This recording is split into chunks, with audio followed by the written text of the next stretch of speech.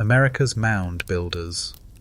Across the quiet landscapes of the American Midwest, gentle hills rise in shapes too deliberate to be mistaken for nature's hand. To the untrained eye, they appear as grassy knolls, perhaps the remnants of glaciers or the work of ancient rivers. But beneath the sod lies an enigma that has haunted generations of archaeologists, the earthen monuments of the so-called mound builders. Stretching from the Ohio Valley to the banks of the Mississippi, these mounds were raised by cultures who lived long before written history in North America. Some take the form of conical burial sites, others resemble flat-topped platforms large enough to support entire temples or council houses. The largest of them all, Monk's Mound at Cahokia in present-day Illinois, covers more ground than the Great Pyramid of Giza.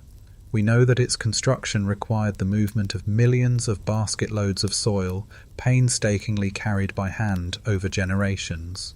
And yet the people behind this monumental effort left no written record to explain why. One solid fact stands out. The earliest mounds date back more than 3,000 years, with sites like Poverty Point in Louisiana flourishing around 1500 BCE. Archaeologists have found artifacts, stone beads, copper ornaments, exotic shells that prove the mound builders maintained vast trade networks stretching from the Gulf Coast to the Great Lakes. This was no isolated culture, but a web of societies exchanging ideas, materials, and perhaps spiritual traditions. Yet for all we know, the mystery deepens with what we cannot explain. Why did different communities across such wide regions independently choose to build with earth, shaping it into sacred landscapes? Some mounds align with solstices and equinoxes, hinting at astronomical knowledge woven into their very soil. Others conceal burials, but not always in patterns we can decipher. And still others rise in serpentine or avian shapes, as if the builders sought to speak with the heavens themselves. Scholars still debate whether these alignments were ceremonial calendars, maps of mythic journeys, or territorial markers visible from above. Fringe theories have long flourished around the mounds. In the 19th century, whispers spread that these earthworks were far too advanced for indigenous peoples to have built. Some speculated about a lost race of giants, or survivors of Atlantis, who supposedly raised the mounds before vanishing without trace. Newspapers eagerly printed such tales, while showmen displayed giant skeletons said to have been unearthed from mound burials. Today, most of these claims are dismissed as exaggerations or outright fabrications, yet they reflect how deeply the mystery of the mounds has gripped the American imagination. In truth, the builders were the ancestors of many native nations still living today, peoples whose oral traditions speak of sacred landscapes and ceremonial centres, though not always in terms archaeologists can easily translate. To stand atop Monk's Mound, or to trace the outline of the Great Serpent in Ohio, is to feel the pulse of a story that resists tidy resolution. Historians can measure soil layers, carbon date charred wood, and map alignments with stars. They can reconstruct diets from shell middens and daily life from pottery shards. But the central question lingers in silence. What vision drove entire communities to raise mountains of earth with their bare hands, century after century? Was it worship, power, remembrance, or something more subtle that we cannot yet name? Scholars still debate whether the mound builders' world was a patchwork of chiefdoms rising and falling, or a single complex civilization whose memory was erased by time. As evening settles across the grasslands, the mounds themselves remain vast, earthen whispers of a people who built monuments to eternity but left their stories to the wind. Cahokia's vanished metropolis. On the eastern banks of the Mississippi River, where modern-day St. Louis now sprawls with its bridges and highways, there once stood a city unlike any other in pre-Columbian North America. Archaeologists call it Cahokia, though the name of its builders has been lost to time. At its height, around the year 1100 CE, Cahokia's population swelled to perhaps 20,000 people, larger than London or Paris at the same moment in history. Rising above it all was Monk's Mound, a four-terraced earthen pyramid so massive that it still dominates the skyline today, even after centuries of erosion. We know with certainty that Cahokia was a centre of power and ceremony. Excavations have revealed grand plazas, palisaded walls, and hundreds of smaller mounds arrayed in geometric order. Archaeologists have uncovered finely worked copper ornaments, shell beads, and figurines carved from exotic stones, evidence of a thriving trade network stretching to the Gulf Coast and the Rocky Mountains. In one burial mound, known as Mound 72, the remains of a powerful leader were discovered, surrounded by lavish grave goods and more than 250 sacrificed individuals. This was no mere village, it was a metropolis. Yet, for all its grandeur, Cahokia vanished almost as suddenly as it rose.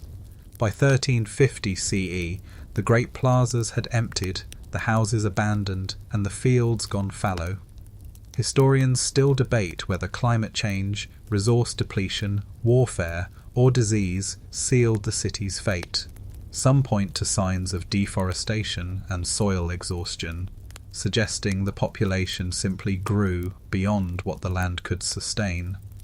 Others note evidence of conflict, mass graves, palisade walls rebuilt multiple times, hinting at unrest both within and without.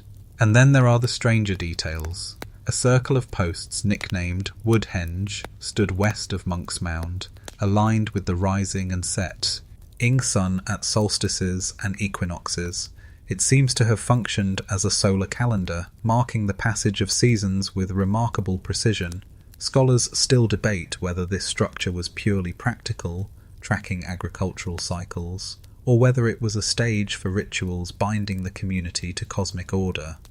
Some fringe enthusiasts have even suggested Cahokia was connected to Mesoamerican cultures like the Maya, pointing to similar iconography of serpents and sun worship, though direct evidence remains elusive. In the 19th century, when European settlers encountered the silent mounds, many refused to believe indigenous peoples could have raised them. Speculative theories flourished. Perhaps a lost race of giants, or even old-world travellers, had built Cahokia before vanishing. Newspapers delighted in tales of mound treasure, and amateur diggers tore into the earthworks in search of gold. Much was destroyed before archaeology could intervene.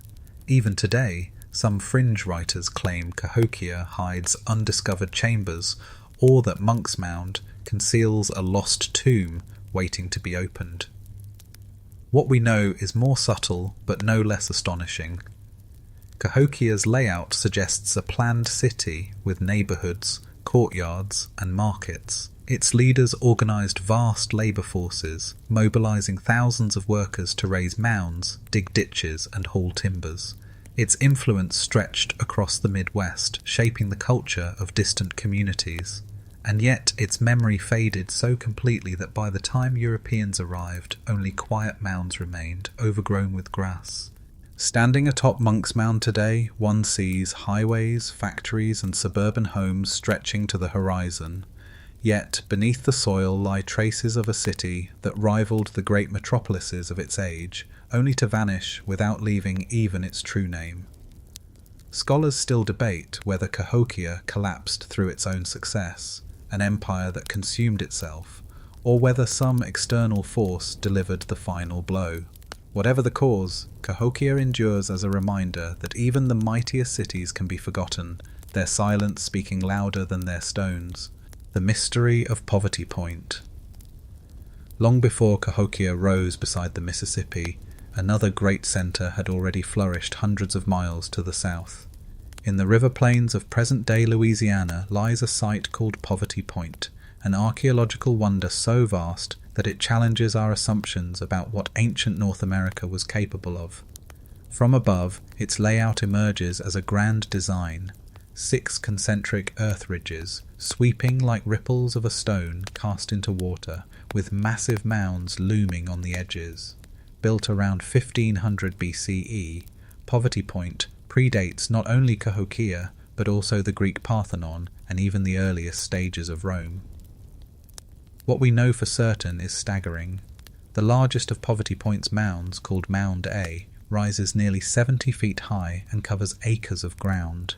Archaeologists estimate it was built in a single astonishing burst of labour, possibly over just 90 days, by thousands of people carrying baskets of earth. This was no temporary camp. The site spans nearly 400 acres, suggesting a large, organised community with leadership capable of coordinating massive public works. Excavations have unearthed a wealth of artefacts: soapstone cooking vessels imported from Georgia, copper from the Great Lakes, and exotic stone for tools and beads transported hundreds of miles. Clearly, Poverty Point sat at the centre of a trading world that stretched across much of the continent. And yet, mystery lingers. Unlike later mound sites, Poverty Point does not appear to have been a city in the traditional sense. Few permanent houses have been found, and evidence of year-round habitation remains thin.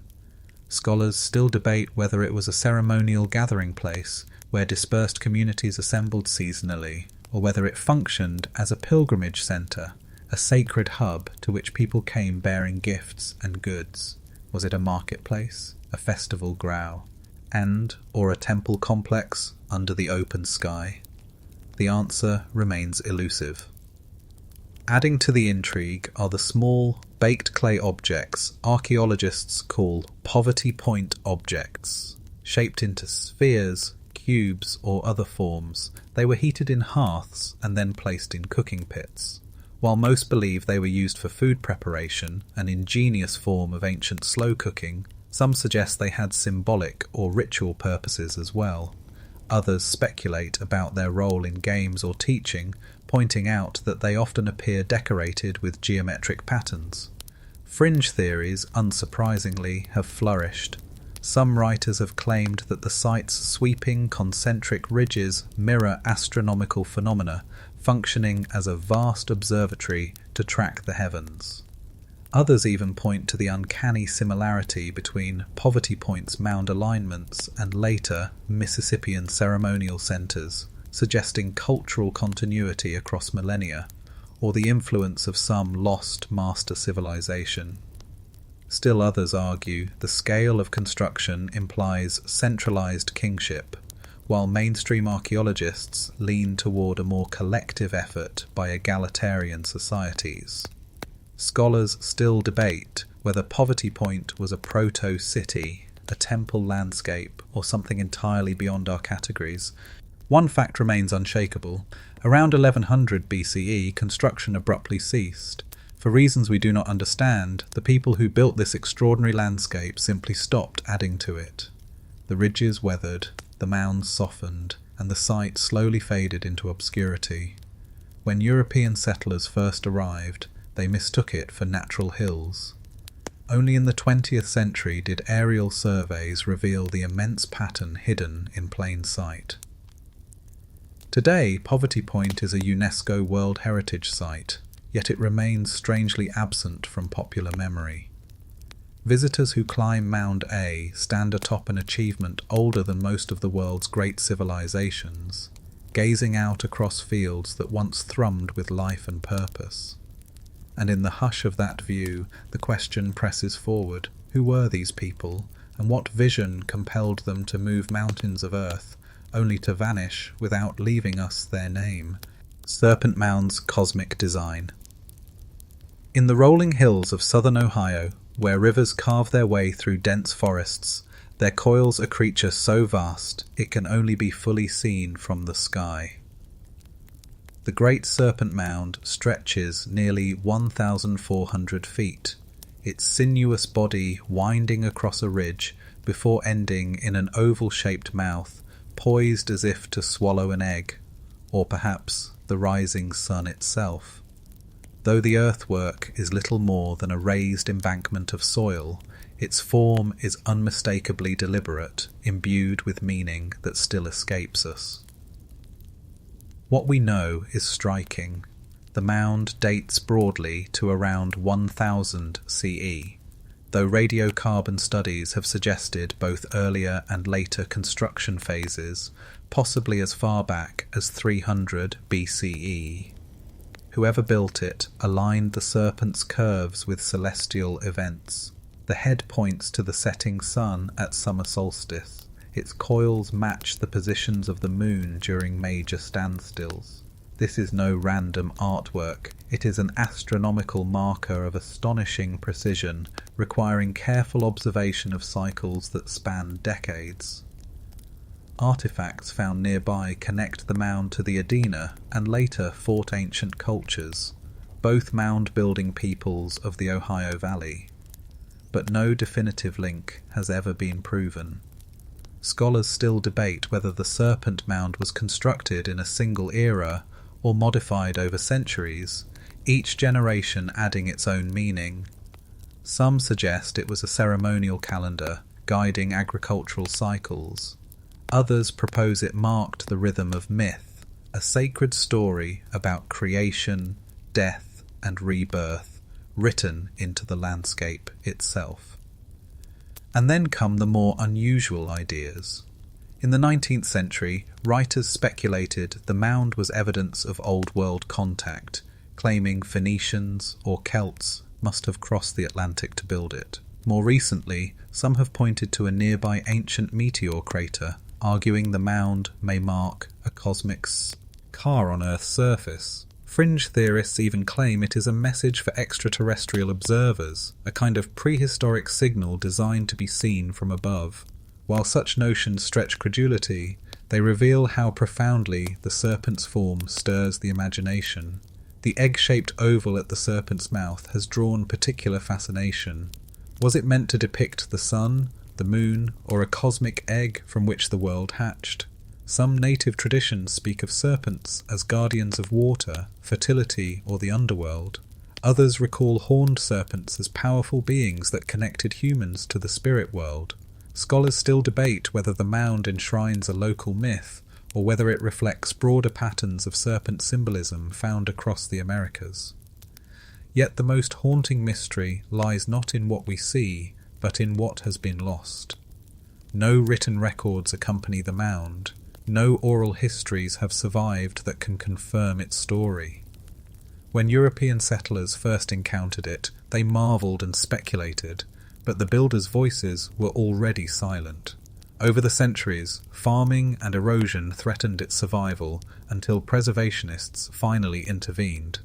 Today, from above, planes and drones capture its full grandeur, revealing a masterpiece of earth art that continues to puzzle the modern mind.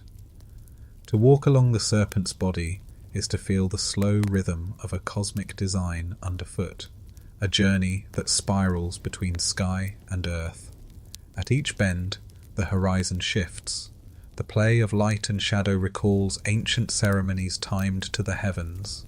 The mound whispers of a people whose knowledge of stars and cycles was intimate, precise, and deeply woven into their spiritual life. Yet, we cannot say with certainty who they were or why they chose a serpent to hold their wisdom. And so the great Serpent Mound remains a riddle carved in earth, an ancient prayer to the cosmos. It's a monument to mystery, and a reminder that some stories were meant not to be told, but to be walked, coil by coil, beneath the sun and stars. Roanoke colony disappearance. On a barrier island off the coast of present-day North Carolina, the winds sweep across empty sands where one of America's greatest historical mysteries unfolded. In 1587, more than 100 English settlers arrived on Roanoke Island to establish a permanent foothold in the New World. Families, craftsmen, and farmers set out to carve lives from the wilderness. Yet only 3 years later, when a supply ship returned from England, the colony had vanished. Houses dismantled, fields abandoned, not a soul left behind. All that remained was a single word carved into a post: Croatoan. We know a few hard facts. The settlers were led by Governor John White, who left for England shortly after their arrival to secure provisions. His return was delayed by war with Spain, and when he finally sailed back in 1590, he found the island eerily deserted. There were no signs of battle, no bodies, no wreckage. The colonists' disappearance was absolute, leaving historians to wonder whether they starved, moved inland, or met a fate altogether stranger. The most accepted theory is that they sought refuge with nearby indigenous groups, perhaps the Croatan people, whose name was left as a cryptic clue. Some archaeological evidence supports this. European-style tools and pottery shards have been found in native sites along the coast. Scholars still debate whether this represents integration of survivors or merely the movement of goods through trade. Yet uncertainty breeds speculation. Some argue the settlers attempted to sail back to England and were lost at sea. Others suggest they ventured up the Chesapeake Bay only to be wiped out by hostile groups. A more tragic possibility is famine. The colony may have failed to secure enough food, forcing a desperate dispersal. Then there are the legends. In the 19th century, stories circulated of fair-haired native Americans who supposedly bore the features of Europeans, seen as evidence of intermarriage with the missing colonists. More fantastical still are the claims of supernatural intervention. The word Croatoan has taken on a life of its own, appearing in strange places in American folklore, from Edgar Allan Poe's Final Days to tales of ghosts and curses tied to the vanished colony. Fringe enthusiasts argue that Roanoke fell victim to occult forces or alien abduction, though such claims belong more to imagination than evidence. Archaeologists continue to search. Recent excavations at a site called Site X, miles inland from Roanoke, uncovered fragments of English pottery that may trace back to the colonists. Still, nothing conclusive proves their survival. Each discovery deepens the puzzle rather than resolving it. Scholars still debate whether the settlers dispersed in small family groups were absorbed into indigenous societies or perished entirely. What makes Roanoke so haunting is not merely its disappearance, but its timing. The colony was the first English attempt at permanent settlement in the Americas, preceding Jamestown by 2 decades. Its failure left a gap in history where a community should have been, replaced instead by silence. When we think of America's beginnings, we imagine Plymouth Rock and Jamestown, but in truth, the story begins with a vanished colony and a carved word that echoes like a whisper across centuries. Standing on the shores of Roanoke today, it is easy to picture the small wooden houses clustered among the pines, smoke curling from chimneys, children playing in the sand. And then, with the shifting of the tide, to imagine it all gone, absorbed by the forest, erased by time, leaving only questions that will never be fully answered. The colony's fate is a reminder that history is not a straight line of progress, but a series of experiments, some of which leave behind nothing more than mystery. The Kensington Runestone. In the summer of 1898, a Swedish immigrant farmer named Olof Oman was clearing land near Kensington, Minnesota, when his axe struck something buried beneath the roots of a tree. Unearthed from the soil was a slab of grey stone covered in strange runic inscriptions, letters of the Old Norse alphabet that seemed impossibly out of place in the American Midwest. The discovery soon became known as the Kensington Runestone, and for more than a century it has sparked one of the most contentious debates in American archaeology. What the inscription says, at least in translation, is startling. It describes an expedition of Norse explorers in the year 1362, more than a century before Columbus, who ventured deep into the interior of North America. According to the text, the group numbered 30 men, 8 of whom remained on the coast, while the others travelled inland. The stone goes on to tell of sudden tragedy, 10 men found red with blood and dead. The survivors, it claims, buried the marker as a memorial. If genuine, the runestone would be extraordinary evidence of pre-Columbian Norse exploration reaching far beyond Greenland or Newfoundland. But authenticity is precisely where the mystery lies. Almost immediately after its discovery, scholars voiced skepticism. The runes on the stone include forms and spellings not known in the 14th century, but rather resembling 19th century Scandinavian usage. Critics accused Oman of carving the stone himself, perhaps as a hoax or as a nod to his heritage. Some even suggested he sought to prank local academics, though Oman maintained his innocence to his death.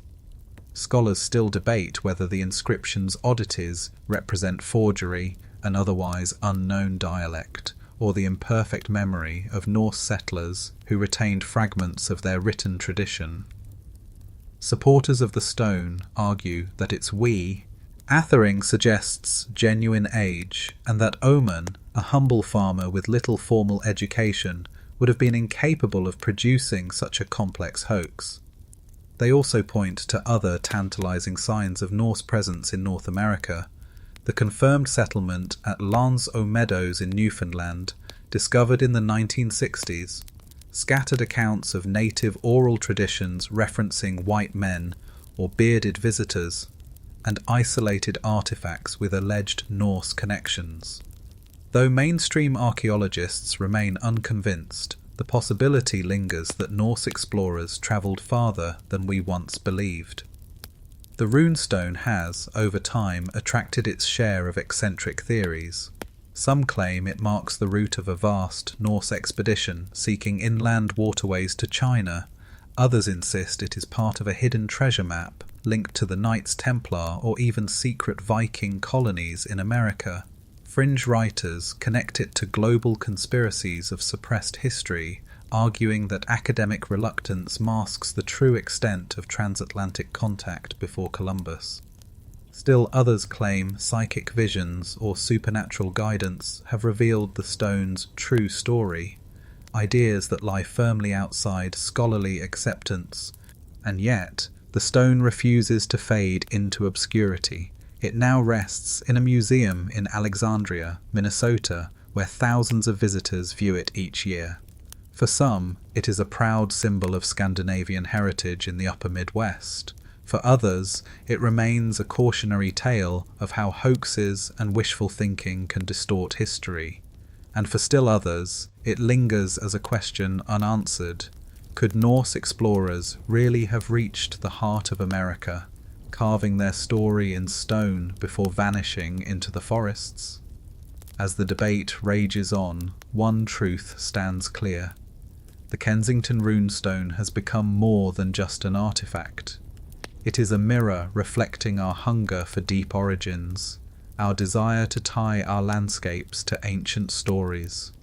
Scholars still debate whether it is a fraud, a misunderstood relic, or a clue to forgotten journeys. But in the end, its greatest power may be the way it invites us to imagine the past, not as a fixed map, but as a sea of mysteries, some of which remain just beneath the surface, waiting to be unearthed. The Newport Tower puzzle. In the heart of Newport, Rhode Island, tucked among colonial houses and busy streets, stands a circular stone tower that has baffled historians for centuries. Built of rough fieldstone, supported by 8 arches of strikingly Romanesque style, the structure rises some 28 feet high. Locals call it the Old Stone Mill, and for good reason. It once powered a grinding wheel in the 17th century. But long before it turned grain, questions swirled. Who truly built this peculiar tower, and why does it look so different from any other colonial construction in New England? The most straightforward explanation is the one most historians accept.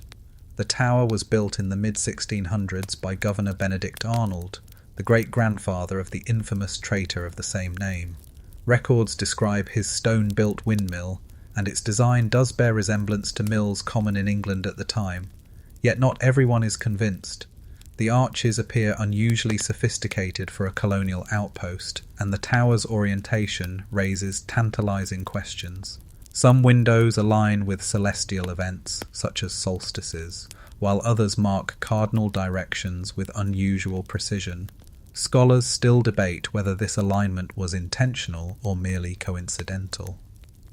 Alternative theories stretch far back into pre-Columbian imagination. As early as the 19th century, writers speculated that the tower was built not by English settlers, but by Norse explorers, who may have reached New England centuries earlier. Its arches were compared to those found in medieval Norway, and some even suggested it was part of a church raised by Leif Erikson's descendants. Others pushed the timeline even further, claiming the tower was the work of the Knights Templar, voyaging across the Atlantic after their suppression in Europe. These romantic ideas found fertile ground among those so eager to connect American soil to old world legends. Then there are the truly fringe claims. Some authors have linked the Newport Tower to Chinese voyagers, Portuguese navigators, or even ancient Phoenician traders, each supposedly leaving behind this stone fingerprint of their presence. A handful of enthusiasts even argue for connections to extraterrestrials, pointing to the tower's geometry as evidence of advanced knowledge unknown to 17th century settlers.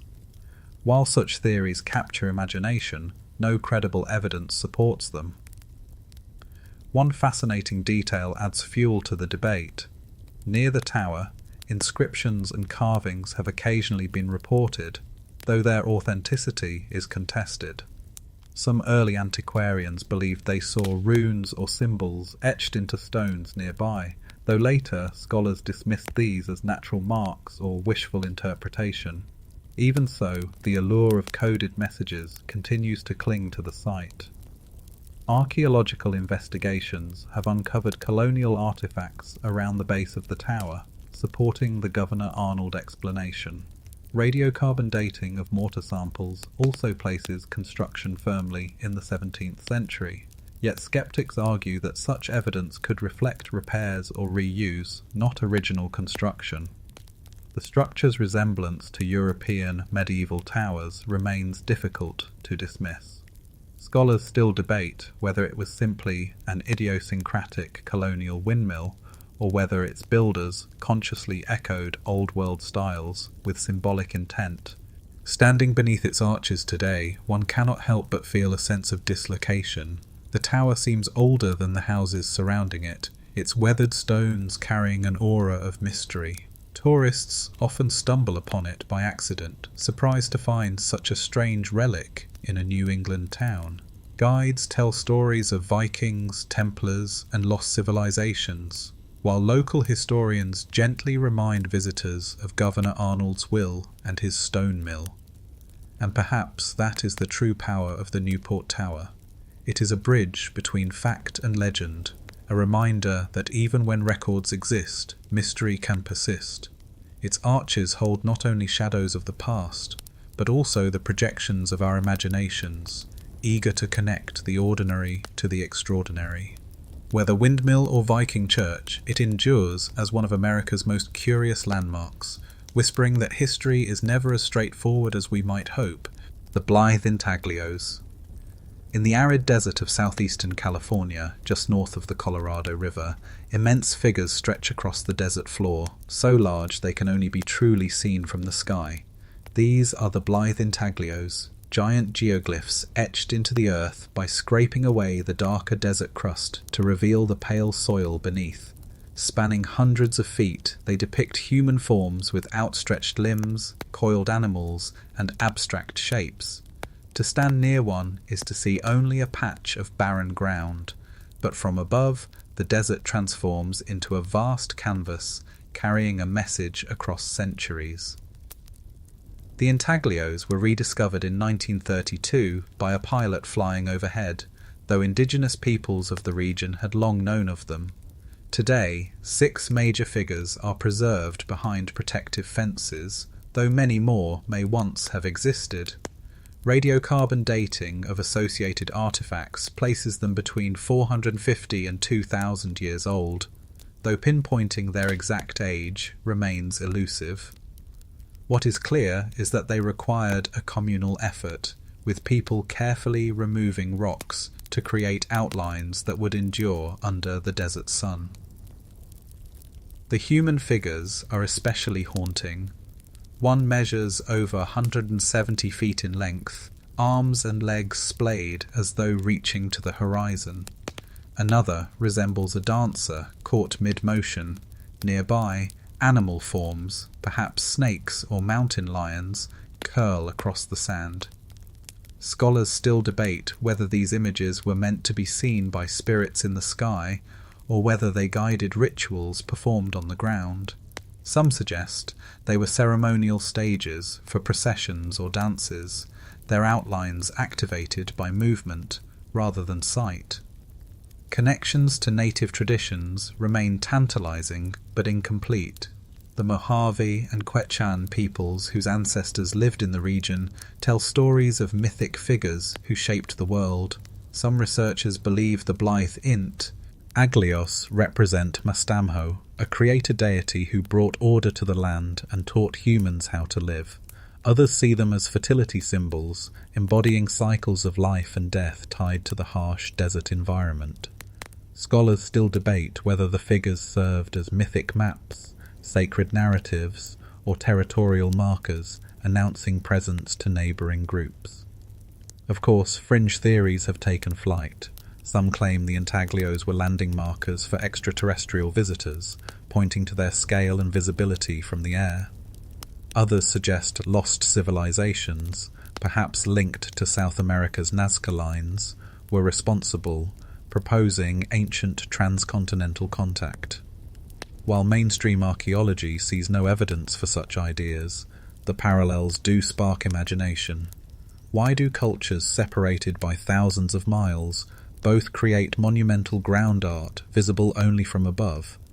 Coincidence, or some deeper human impulse to inscribe meaning onto the earth? Preservation has proven challenging. For centuries, the intaglios survived in isolation, untouched in the desert, but after their rediscovery, curious visitors often walked or drove across them, leaving scars that remain visible today. Fencing now protects the surviving figures, but others have already faded, erased by time, weather, and neglect.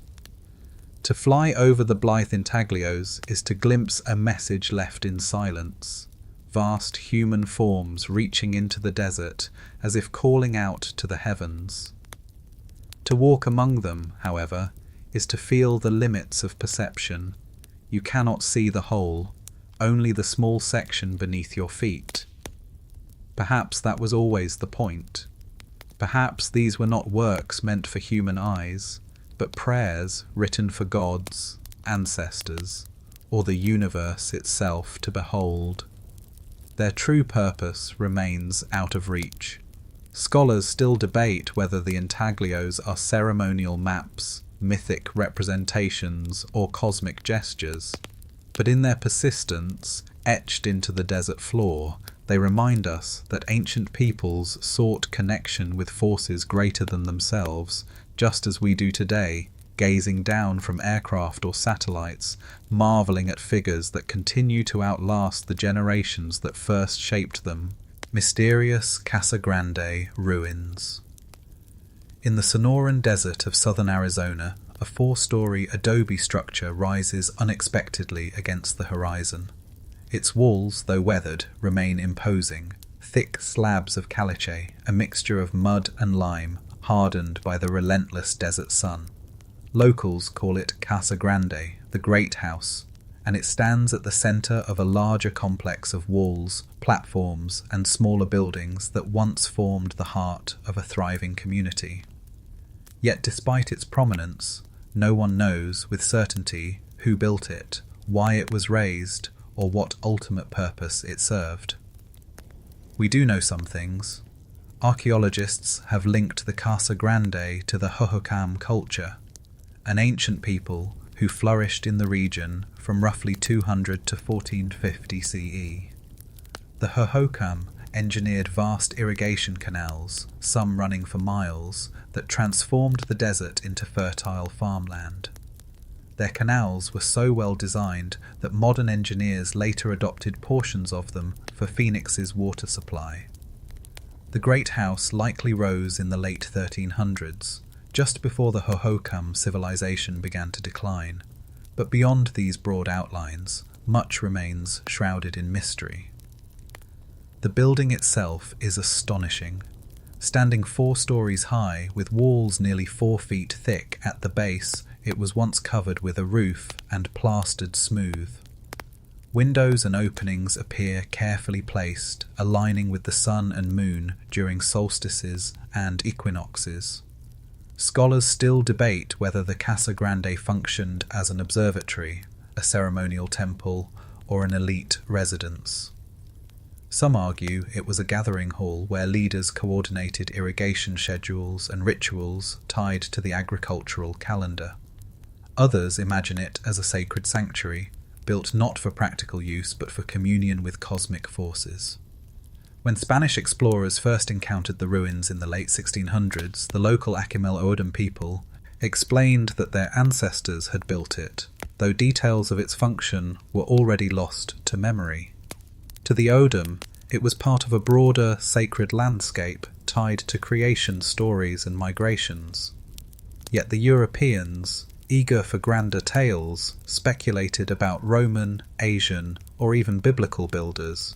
In the 19th century, travellers compared it to the pyramids of Egypt, while fringe writers claimed it was evidence of ancient contact with civilizations across the ocean. Curious details add to the enigma. The Casa Grande was built in the middle of a vast compound, complete with surrounding walls and smaller platform mounds. Yet no large settlement has been found directly adjacent to it. Why would such an imposing structure stand alone in the desert, apparently without a city clustering around it? Some suggest it was a pilgrimage site, drawing visitors from miles away. Others wonder whether it symbolized authority, a monument visible across the flatlands that reinforced the power of distant leaders. Scholars still debate whether it was the heart of a city that has since vanished, or whether it always stood as a solitary beacon. By the 1400s, the Hohokam had largely abandoned the region. The canals dried, villages emptied, and the great house fell silent. Archaeologists point to prolonged droughts, resource strain, and social upheaval as possible causes, but no single explanation suffices. The Casa Grande was left to crumble in the desert sun until preservationists intervened. In 1892, it became the first archaeological site in the United States to receive federal protection, a recognition of its enduring mystery. Today, visitors stand beneath a modern steel shelter built to shield the ruins from erosion. The adobe walls, scored with centuries of cracks, still radiate presence, their openings framing the desert sky. Looking up, one cannot help but feel the echo of those who once gathered here, raising their eyes to the same horizon, guided by rhythms of sun and moon. Whatever its purpose, the great house endures as a testament to vision, resilience, and a mystery not easily solved. Chaco Canyon's signal roads. In the stark desert of northwestern New Mexico lies Chaco Canyon, a place where silence stretches wide and broken sandstone cliffs guard the remains of a civilization both brilliant and enigmatic. Between 850 and 1250 CE, this canyon served as the ceremonial and administrative heart of what archaeologists call the Ancestral Puebloan world. At its peak, Chaco was home to monumental great houses, multi-storied stone complexes with hundreds of rooms, towering walls, and kivas, circular ceremonial chambers, sunk into the earth.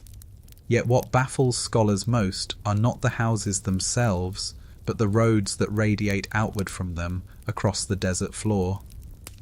These roads are no ordinary footpaths. They are straight, impossibly straight, often stretching for miles without deviation, even when canyons or hills stand in their way. Some are 30 feet wide, lined with berms, and carved so precisely into the desert that they remain visible even after centuries of erosion. Archaeologists have mapped over 250 miles of these roads, though many suspect the original network was far more extensive. The mainstream explanation is that the roads connected Chaco Canyon to outlying communities, serving as arteries for trade and communication.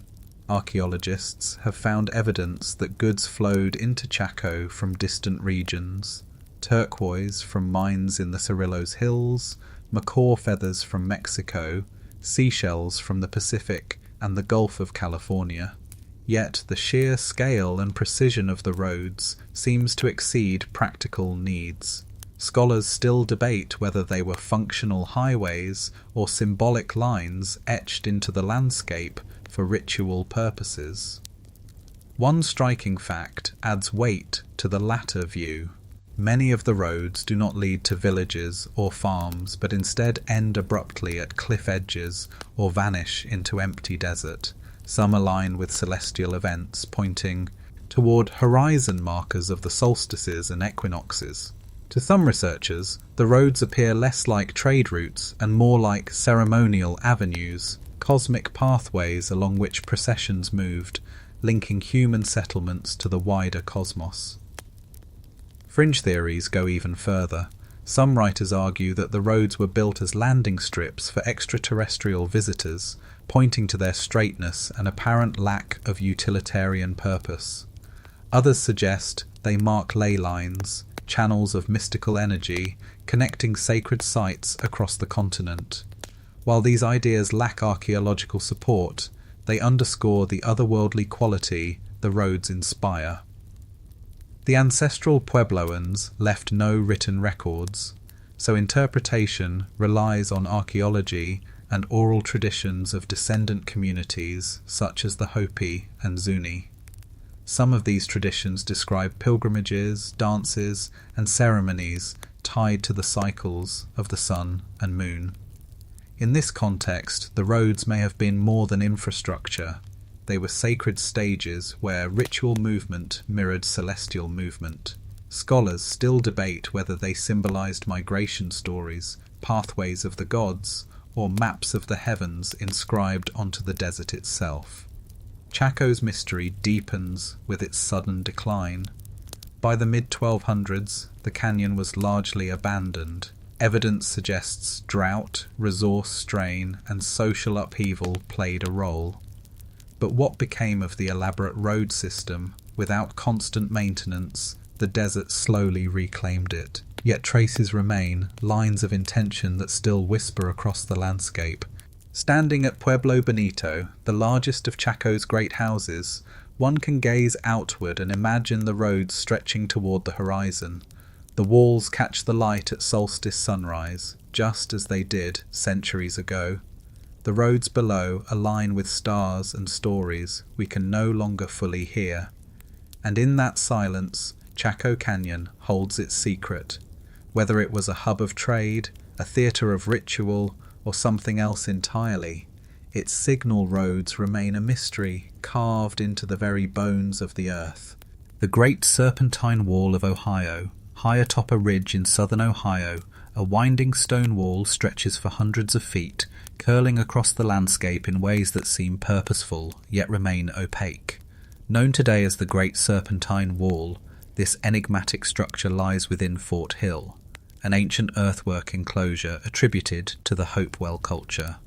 But unlike the more famous earthen mounds of the region, this feature is made of piled stone, snaking across the ridge in irregular arcs that stir questions about its intent and meaning. What we know is limited. The Hopewell culture flourished between 100 BCE and 500 CE, leaving behind a rich legacy of geometric earthworks, burial mounds, and elaborate artifacts crafted from copper, mica, and exotic stones traded from distant regions. Fort Hill itself is a massive earthen enclosure spanning over 30 acres, with walls up to 15 feet high. Within its boundaries, the stone wall winds along the crest, appearing less like a defensive barrier and more like a deliberate symbol carved into the landscape. Scholars still debate whether it was meant as fortification, spiritual marker, or a monument to something else entirely. The wall's serpentine form naturally invites comparison to the Great Serpent Mound, located not far away. Both structures evoke reptilian imagery, long, winding shapes that recall the serpent as a potent figure in native cosmology. Among many indigenous traditions, serpents represent water, fertility, and transformation. They are also keepers of knowledge and powerful guardians of thresholds. Was the wall an echo of these myths, laid in stone rather than earth? Some researchers believe so, while others caution against reading too much symbolism into uneven piles of rock. Curiously, the wall does not form a complete enclosure. It follows the contours of the ridge, but with gaps and breaks that seem intentioned. Defensive walls usually aim for continuity, yet this one appears more ceremonial. Perhaps it marked processional pathways, guiding participants through ritual landscapes, or perhaps it was a boundary, separating sacred space from the mundane world beyond. Scholars still debate whether its builders intended to repel enemies, channel energy, or tell a story in stone. As with many ancient monuments, fringe theories abound. In the 19th century, some speculated the wall was evidence of a vanished race of mound builders distinct from native peoples. Others proposed it was built by Celts or Phoenicians who supposedly crossed the Atlantic in antiquity. More recently, alternative researchers argue the wall aligns with astronomical features, perhaps charting lunar cycles or solstice points. A few even suggest it was part of a global network of serpent symbolism, linking Ohio to far-flung sites in South America, Africa, and Asia. Such claims remain unsupported, but they speak to the wall's power to capture imagination. Archaeological evidence offers few firm answers. Stone walls are notoriously difficult to date, as they contain no organic material. Excavations have revealed little beyond scattered Hopewell artifacts, consistent with the idea that the site was sacred rather than martial. Without inscriptions or clear patterns, interpretation becomes a matter of reading the landscape itself. Today, the wall endures in fragments, softened by centuries of weather and overgrowth. To walk along it is to sense both presence and absence, stone deliberately placed, yet meaning eroded with time. The forest reclaims the ridge, birds call overhead, and the serpent wall coils quietly beneath the trees. It is easy to imagine ancient ceremonies once unfolding here, processions of people moving along the ridgeline, chanting, carrying torches that flickered against the stones. Or perhaps it was nothing so dramatic, simply a boundary between spaces, a line meant to order the world in ways we can no longer read. Scholars still debate whether the Great Serpentine Wall was practical, symbolic, or both. But whatever its purpose, it remains one of North America's quieter enigmas, a mystery not carved in earth or sky, but patiently stacked, stone upon stone, waiting to be understood. The mystery of the Anasazi vanishing. High in the mesas and canyons of the American Southwest, sandstone cliffs cradle dwellings that seem to grow from the rock itself. Multi-story pueblos cling to sheer walls, their windows gazing out over vast desert valleys. These are the cliff dwellings of the Ancestral Puebloans, often called the Anasazi, a culture that thrived for centuries before suddenly abandoning its monumental homes. The mystery of their disappearance has fascinated historians, archaeologists, and travellers alike, for while their stone villages still endure, their voices are silent. What we know is impressive. Between roughly 750 and 1300 CE, the Ancestral Puebloans built extraordinary settlements across the Four Corners region, where Utah, Colorado, Arizona, and New Mexico meet. Sites like Mesa Verde, with its sprawling cliff palace of more than 150 rooms, and Chaco Canyon, with its massive great houses, testify to a sophisticated society skilled in masonry, astronomy, and agriculture. Their people grew maize, beans, and squash in the desert, storing surplus in stone granaries. They created complex road networks, crafted intricate pottery, and wove deep spiritual traditions into their daily lives. And yet, by the late 1200s, many of the great settlements were suddenly abandoned. Mesa Verde's towering dwellings were left empty, their rooms deserted, their hearths cold. Chaco Canyon, too, had long since quieted. Scholars still debate why. Climatic data shows a prolonged drought during this period, suggesting crop failures and food shortages. Soil exhaustion and deforestation may have compounded the crisis, undermining the very foundations of survival. But drought alone cannot explain the scale and abruptness of the exodus. Archaeological evidence reveals signs of conflict, burned dwellings, mass burials, and defensive structures, hinting that warfare or raiding may have driven people from their homes. Others suggest internal strife, factional disputes that fractured communities once bound together. Still others argue disease or epidemics may have swept through the settlements, though no direct evidence has yet been uncovered. Among native descendant communities such as the Hopi, Zuni, and Pueblo peoples, oral traditions offer other perspectives. Some speak of migrations, of ancestors who left their homes as part of a cyclical journey ordained by the spirits. Others describe the great houses of Chaco as ceremonial centers, abandoned when their sacred role was fulfilled. In this view, departure was not failure but destiny, a movement toward new homelands that remain inhabited today. Scholars still debate whether the collapse was a catastrophe or whether it was a transformation, with people carrying their traditions into new forms elsewhere. As with so many mysteries, fringe theories have crept in. Some have speculated that the Anasazi vanished into underground tunnels, joining hidden civilizations beneath the earth. Others point to the astronomical alignments of Chaco Canyon and Mesa Verde, suggesting the people followed celestial signs into new lands, or even into the stars themselves. While such ideas belong more to legend than evidence, they reveal the allure of explaining the inexplicable. Walking among the ruins of Mesa Verde today, the silence is profound. Cliff Palace's walls still rise in orderly tiers, its towers and kivas intact, yet no smoke curls from chimneys. No children play in the courtyards. The stillness carries weight, as though the stone itself remembers. Visitors often describe a feeling of presence, of lives once vibrant, now suspended in absence. Perhaps the truth lies in the combination of all factors: drought, conflict, migration, and renewal. History rarely hinges on a single cause.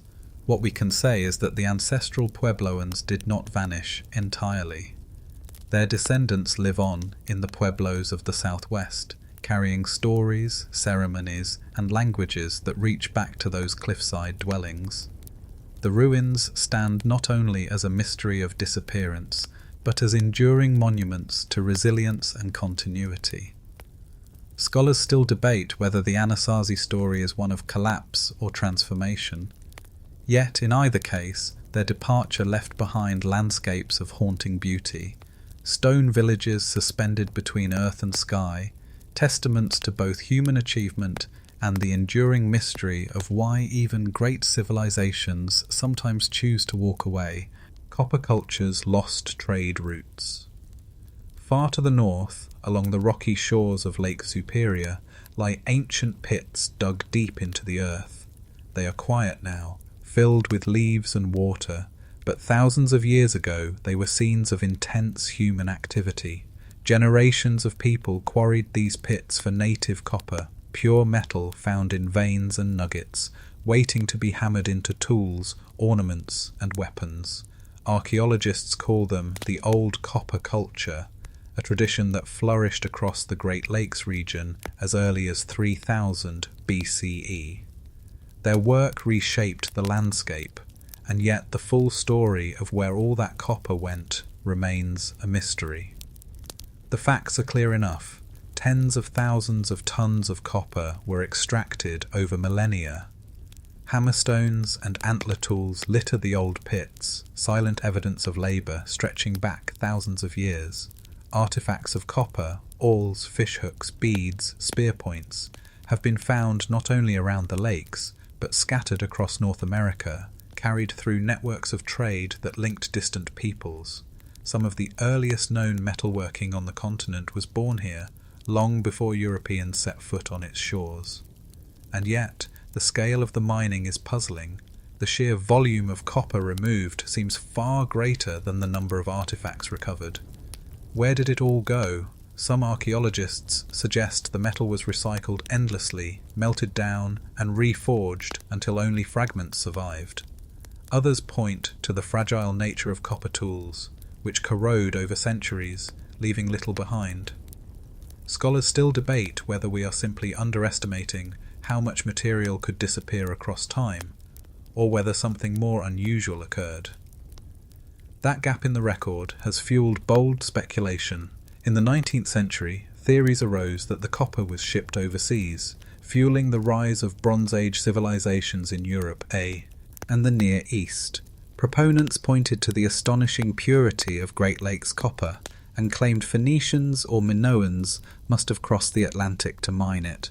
While no evidence supports such transoceanic trade, the idea persists in fringe literature, casting the old copper culture as a hidden link in a global network. Other theories suggest the copper was taken by a vanished civilization, perhaps one connected to the mound-building cultures of the Mississippi Valley. Some enthusiasts even argue for a lost race of giants, imagining them as the miners of Michigan's wilderness. Archaeologists, however, remain cautious, noting that indigenous traditions and technological skill more than suffice to explain the mining. The question is not who dug the pits, but why so little copper remains for us to see. One intriguing clue lies in the pattern of artifacts themselves. Copper items from the Great Lakes appear in burials far to the south, reaching the Mississippi Valley and beyond. Beads and tools may have travelled hundreds of miles along river routes, exchanged hand to hand until they became symbols of prestige rather than utilitarian objects. Perhaps the missing copper is not missing at all. It simply dissolved into networks of ritual, gift-giving and recycling that leave little trace for archaeologists to measure. Still, the mystery endures. Scholars still debate whether the old copper culture's mines represent an economy larger than we imagine, or whether our expectations of lost treasure distort the truth.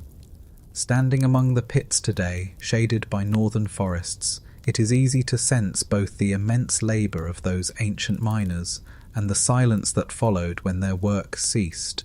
The old copper culture reminds us that trade and technology flourished in North America thousands of years before European contact. It also reminds us that absence can be as powerful as presence.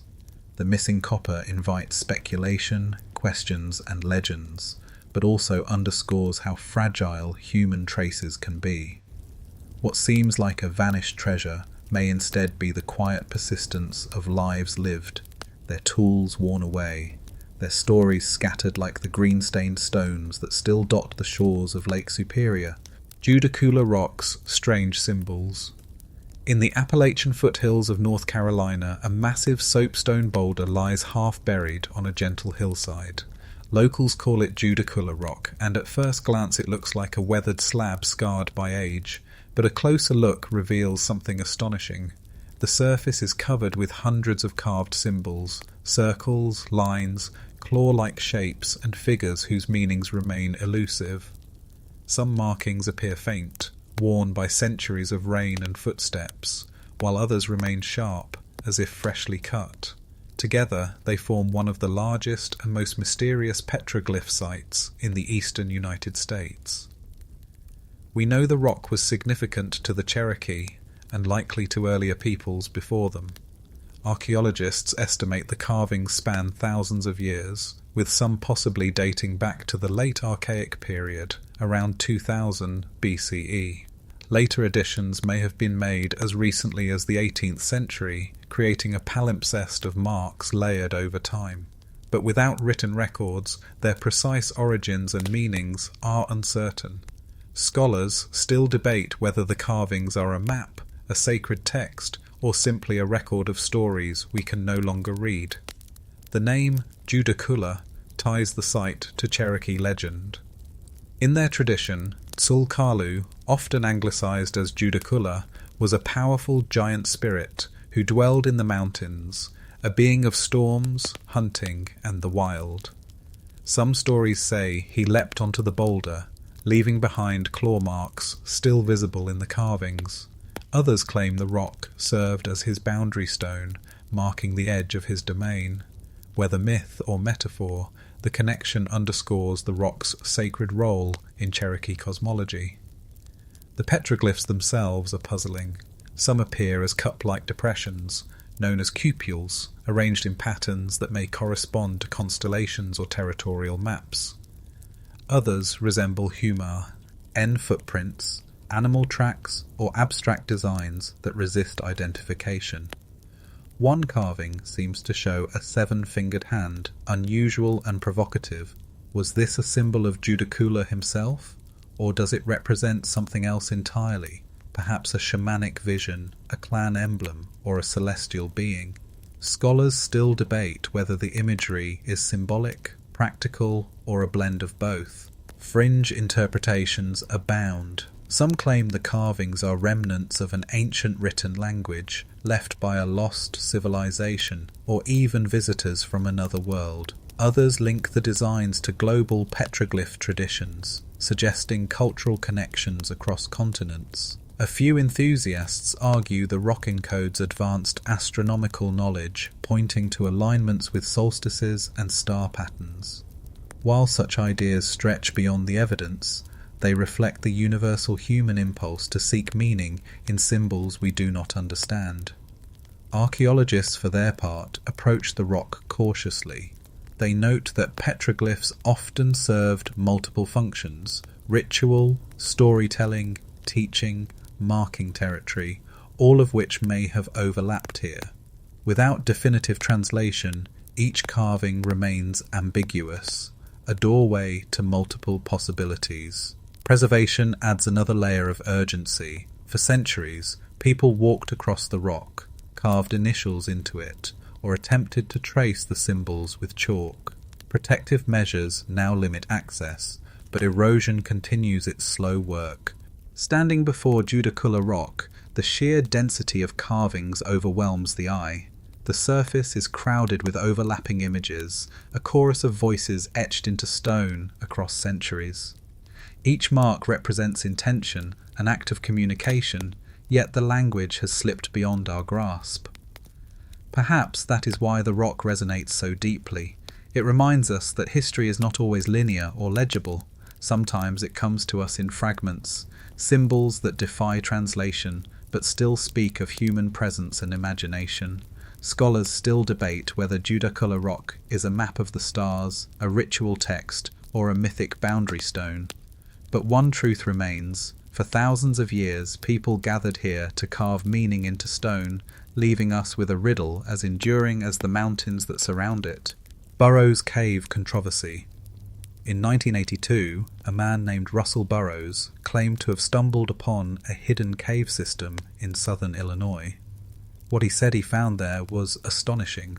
Thousands of carved stones and artifacts bearing inscriptions in languages ranging from ancient Egyptian to Greek, Hebrew, and even runes. Some stones depicted warriors, ships, or mythic figures. Others bore portraits with unfamiliar features. If authentic, these finds would rewrite the history of the Americas, proving transoceanic contact centuries, perhaps millennia, before Columbus. Yet from the very beginning, the so-called Burrows Cave has been shrouded in secrecy, skepticism, and bitter controversy. One solid fact is that Burrows did display and distribute a wide collection of engraved stones. Many were sold to private collectors or displayed at small exhibitions, fueling headlines and speculation. Photographs reveal thousands of pieces, each carved with remarkable detail. Some inscriptions appear to mimic scripts from across the ancient world, as if a catalogue of civilizations had been deposited in an Illinois cavern. Burrows himself insisted the artifacts were genuine and hinted at an ancient burial site of foreign elites who had travelled to America in antiquity. But from the start, red flags appeared. Burrows never revealed the cave's location, claiming it lay on private property, and that disclosure would lead to looting. Archaeologists who asked to examine the site were denied access. No independent excavation has ever taken place. Scholars still debate whether the cave ever existed at all, or whether the artifacts were simply manufactured and planted to support Burrows' story. Mainstream archaeology remains deeply skeptical. Many of the inscriptions appear inconsistent, combining letter forms from different alphabets and time periods in ways no ancient scribe would have used. Some motifs seem copied from popular books available in the 20th century, and the sheer number of artifacts, reportedly thousands upon thousands, strains belief. How could such a trove remain undiscovered in the heart of Illinois until the late 20th century? Yet the controversy refuses to die. Fringe theorists argue the artifacts prove voyages from the Mediterranean or the Middle East reached America long before Columbus. They point to supposed depictions of elephants, ships, and warriors as evidence of ancient contact.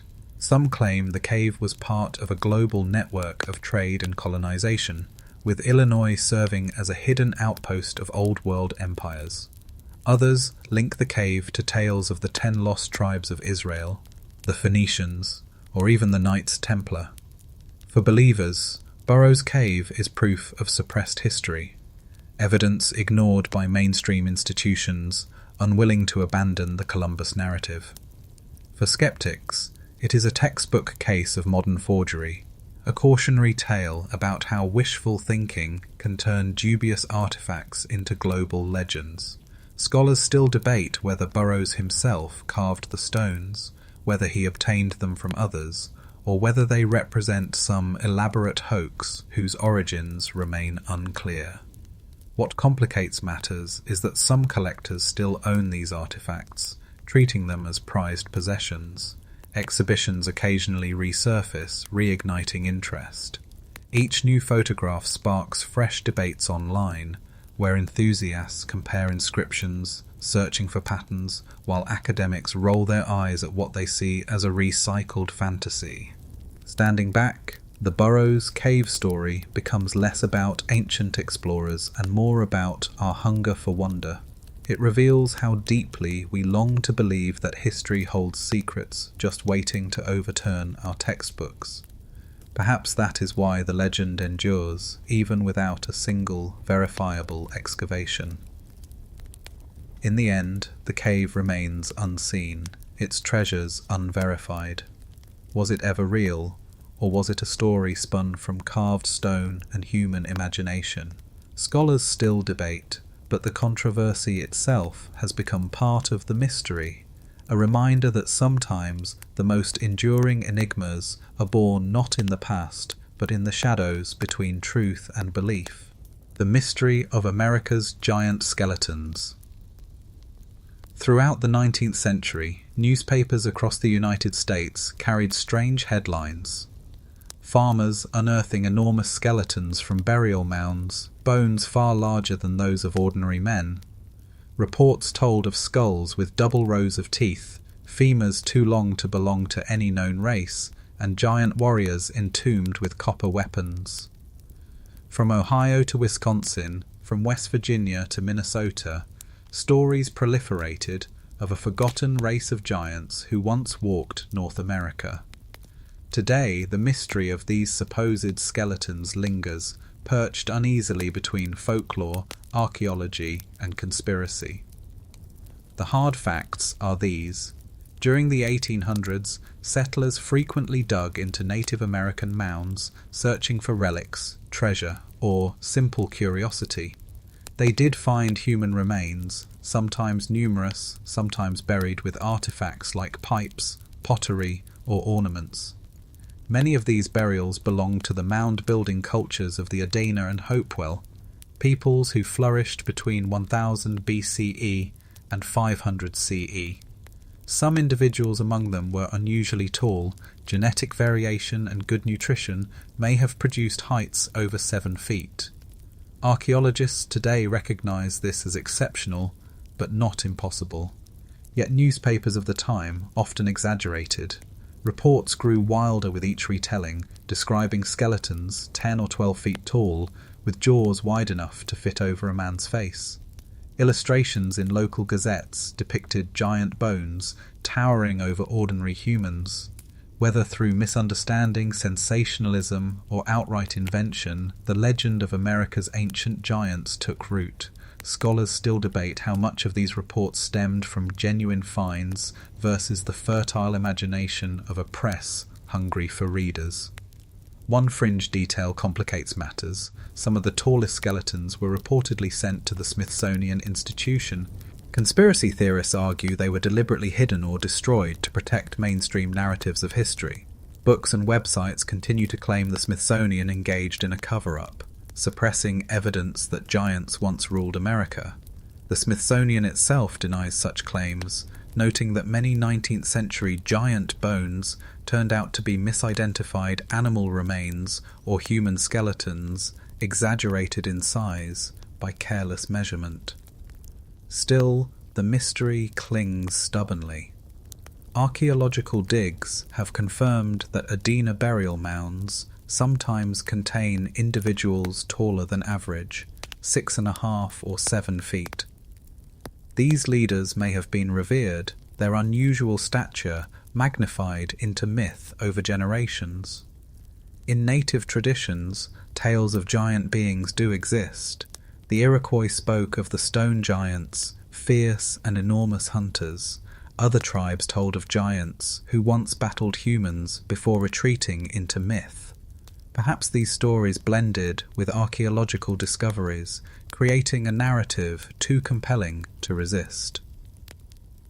The fascination with giants is hardly unique to America. Across the world, legends abound, from the Nephilim of the Bible to Norse frost giants and Greek titans. The discovery of oversized skeletons seemed to bring those myths to life, anchoring them in the soil of the New World. Fringe theorists seize upon this, arguing that the mound builders were not native peoples at all, but a vanished race of giants who left behind earthen monuments as their legacy. Mainstream archaeology, however, firmly attributes the mounds to known indigenous cultures whose descendants still live today. Standing before an Ohio burial mound or a Wisconsin effigy mound, the legend of giants lingers at the edges of thought. The mounds themselves, impressive in scale, seem fit for beings larger than life. Scholars still debate whether the reports of giant skeletons were exaggerations of real individuals, misunderstandings, or fabrications. Yet the persistence of the story tells us something about our imagination. We crave evidence of the extraordinary, proof that the world once held creatures beyond the ordinary limits of humanity. The giant skeletons may never be found, or perhaps they never truly existed, but their legend has become part of the American landscape, woven into the earthworks, echoing through folklore, and reminding us that mystery thrives where history and myth intertwine. Ojibwa petroforms. In the forests and lake country of Wisconsin and Manitoba, flat stones lie arranged across the ground in patterns that are neither natural nor random. Circles, animals, human figures, and lines stretch across bedrock clearings, often hidden under moss until revealed by careful eyes. These are petroforms, stone alignments created by the Ojibwa, Anishinaabe, and other indigenous groups of the upper Midwest and Canada. They are subtle, quiet, almost invisible compared to towering mounds or cliff dwellings, yet they hold mysteries just as profound. Archaeologists know with certainty that these petroforms are ancient. Some may date back 2,500 years, though others were likely made and remade in more recent centuries. They served as ceremonial sites where stones were placed to form living maps of the cosmos, landscapes of teaching, and markers for spiritual practice. One well-studied example, the white shell petroforms in Manitoba, includes shapes of turtles, serpents, and human-like forms. The arrangements appear to align with the sun and stars, particularly the summer solstice, suggesting deep astronomical knowledge woven into the stones. And yet, much remains elusive. The Ojibwa and other descendant communities confirm that petroforms were sacred, used for teaching, vision quests, and ceremonies tied to creation stories. But specifics are closely guarded, part of traditions not easily shared with outsiders. Scholars still debate whether the petroforms primarily functioned as star maps, ritual calendars, or representations of mythic beings. Their meanings shift depending on perspective, blurring the line between practical tools and spiritual symbols. Fringe theories have, as usual, emerged.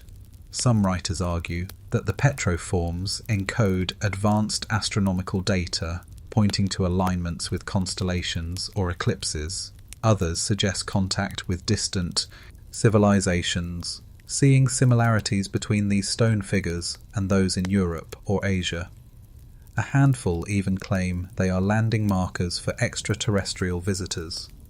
While such ideas lack evidence, they reveal how strongly the petroforms capture the imagination, especially given their subtlety, patterns that only resolve into figures when viewed with patience and care. What is most intriguing is how these stone shapes blur the boundary between land and sky.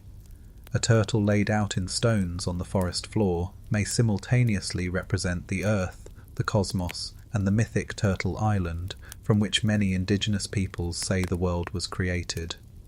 A line of stones pointing towards sunrise may also tell a story about ancestors or spirits.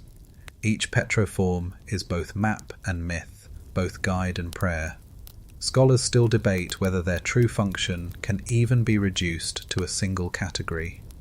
To walk among them is to feel a quiet power. The stones are small, knee-high at most, but arranged with intention across wide clearings. Unlike monumental structures, petroforms require you to pause, to step back, to see patterns emerge. They invite reflection rather than spectacle. In this way, they may represent a different kind of monument, not built to dominate the landscape but to weave meaning gently into it. Many petroforms remain unstudied, overgrown by forest or hidden under soil.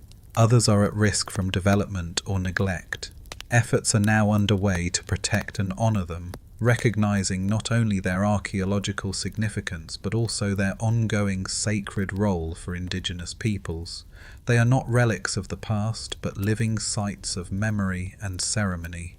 Standing in a clearing in Whiteshell Provincial Park, with the stones spread out against the grass and the sky stretching wide above, it is easy to see how petroforms link the human world with the heavens. They remind us that ancient peoples sought connection not by building skyward towers, but by arranging the earth itself to mirror the cosmos. Silent, modest, yet profound, the Ojibwa petroforms endure as quiet maps of mystery, written in stone across the land. California's Lovelock Cave secrets. In the desert basin of northern Nevada, near the Humboldt River, lies a cavern that has sparked one of America's strangest archaeological controversies. Known as Lovelock Cave, it was first excavated in the early 1900s after guano miners stumbled upon a cache of artifacts buried beneath layers of bat droppings. What they uncovered was remarkable. Thousands of objects ranging from woven sandals and duck decoys to stone tools and wooden implements, some dating back nearly 2,000 years. But alongside these discoveries emerged claims of something far stranger, mummies of red-haired giants who once inhabited the cave. The solid facts anchor the story. Archaeologists documented over 10,000 artifacts at Lovelock, many now housed in museums. Among the finds were finely crafted baskets and some of the oldest duck decoys in the world, still preserved in remarkable detail. Radiocarbon dating has tied the site to the Paiute people and their ancestors, whose traditions of hunting and gathering thrived in the region for millennia. Clearly, Lovelock was a significant habitation and storage site, providing shelter and resources for generations. Yet, from the beginning, rumours circulated of giant skeletons. Local newspapers in the 1910s reported miners uncovering unusually tall remains, mummified bodies said to measure 7 to 9 feet in length, with distinct red hair. According to Paiute oral tradition, their ancestors fought a war against a race of red-haired cannibals called the Siteka, who were eventually driven into caves and destroyed. To many, the alleged skeletons seem to confirm the legend. Scholars still debate whether these accounts were exaggerations, misinterpretations of fragmented bones, or deliberate fabrications by miners eager for attention. Most mainstream archaeologists dismiss the giant claims. They note that red hair can appear in mummified remains due to chemical changes in pigmentation, and that reports of 9-foot skeletons are unsubstantiated by physical evidence. The bones allegedly discovered at Lovelock were either lost, reburied, or dispersed among private collectors, leaving no definitive specimens for study. Still, tantalizing hints linger. Photographs of large skulls, anecdotal reports of museum pieces that later vanished, and the enduring power of Paiute oral history. Fringe theories flourish in the gaps. Some argue the giants were survivors of a lost global race, perhaps linked to Atlantis. Others claim they were Nephilim, the giant offspring of angels described in the Bible, who migrated across continents. A few even suggest extraterrestrial origins, seeing the red-haired mummies as evidence of hybrid beings who once ruled parts of North America. While unsupported by evidence, such ideas keep the Lovelock mystery alive in popular imagination. What remains undeniable is that Lovelock Cave preserves a rich archaeological record of indigenous life. The duck decoys, in particular, reveal remarkable ingenuity. Crafted from tule reeds and feathers, they represent some of the earliest known hunting tools of their kind. The baskets and tools testify to sophisticated craftsmanship and adaptation to the desert environment. These are the true treasures of Lovelock, even if overshadowed by the lurid tales of giants. Still, the legend persists. Scholars still debate whether miners really uncovered anomalously large skeletons, or whether those stories grew from a mix of oral tradition and sensational reporting. For the Paiute, the tale of the Siteka remains a meaningful part of their cultural memory, regardless of whether outsiders accept it as literal history.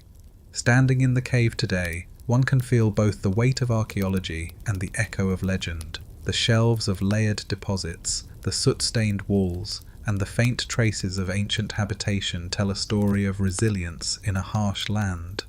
But in the imagination, the cave still holds giants, red-haired and fierce, crouched in the shadows of myth.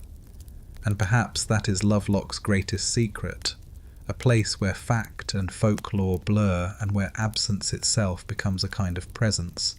Mystery of the Piasa Bird.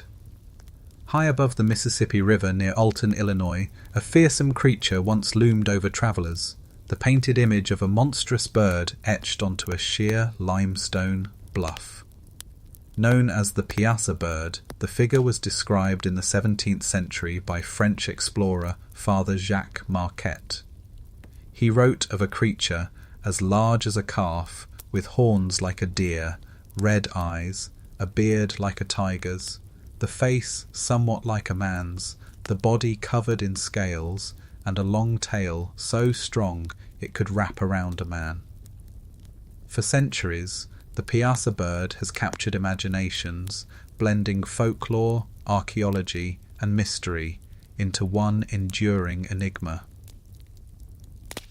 The facts we have are fragmentary. By the time Europeans recorded the painting in the 1670s, it may already have been ancient.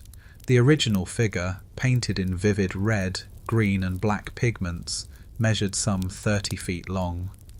Local Illiniwek tribes spoke of a monstrous bird that preyed upon people until it was finally slain by a heroic chief. The creature's name, Piasa, has been interpreted as the bird that devours men. Though the original painting was destroyed by quarrying in the 19th century, reproductions now adorn the bluffs, keeping its legend alive. But what was the Piasa bird meant to represent? Scholars still debate whether it was a literal mythic monster, a symbolic guardian, or an allegory for real dangers. Some suggest it reflects encounters with giant raptors that once lived in North America, like the now extinct teratons, whose wingspans stretched over 15 feet. Others believe it represents a composite being from myth, combining elements of predator, serpent, and human to embody chaos or evil. Its position on the cliffs above the Mississippi may also have marked a sacred site, warning or guiding those travelling along the river. Fringe theories naturally abound. Some argue the Piasa Bird was a memory of dragons, carried in oral tradition from Old World cultures. Others suggest it was a depiction of an alien being, a visitor memorialized in paint. A few even link it to the mysterious giant skeletons said to have been unearthed in Illinois, imagining the Piasa as a predator of those long-vanished giants. While such claims stretch beyond credibility, they reveal the symbolic power of the creature to bridge myth and mystery. Archaeological context adds more intrigue. Rock art is common across the Mississippi Valley, often depicting animals, humans, and abstract designs. Many serve spiritual functions, representing visions, clan symbols, or mythic beings. The Piasa bird may fit into this broader tradition, its terrifying form a reminder of spiritual balance, the ever-present struggle between order and chaos, life and death. Yet its hybrid features make it unusual, unlike most other recorded images. Scholars still debate whether it was unique to local legend or part of a wider iconography stretching across indigenous cultures of the Midwest. The destruction of the original painting only deepens the enigma. Without the physical image, we rely on early sketches and written descriptions. Did those explorers record it accurately? Was the painting embellished by imagination, transformed in translation? The absence of certainty invites speculation.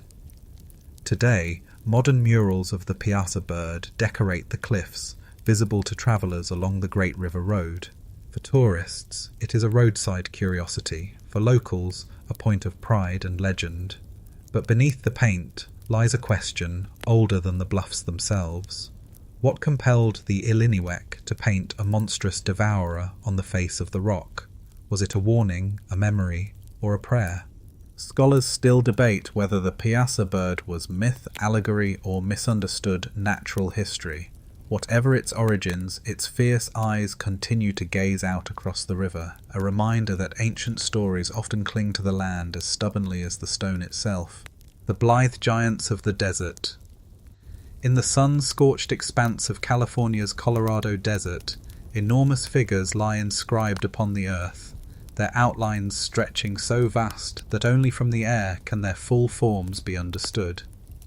Discovered in the 1930s by a pilot flying low over the desert near Blythe, these geoglyphs depict giant human forms, animals, and abstract shapes.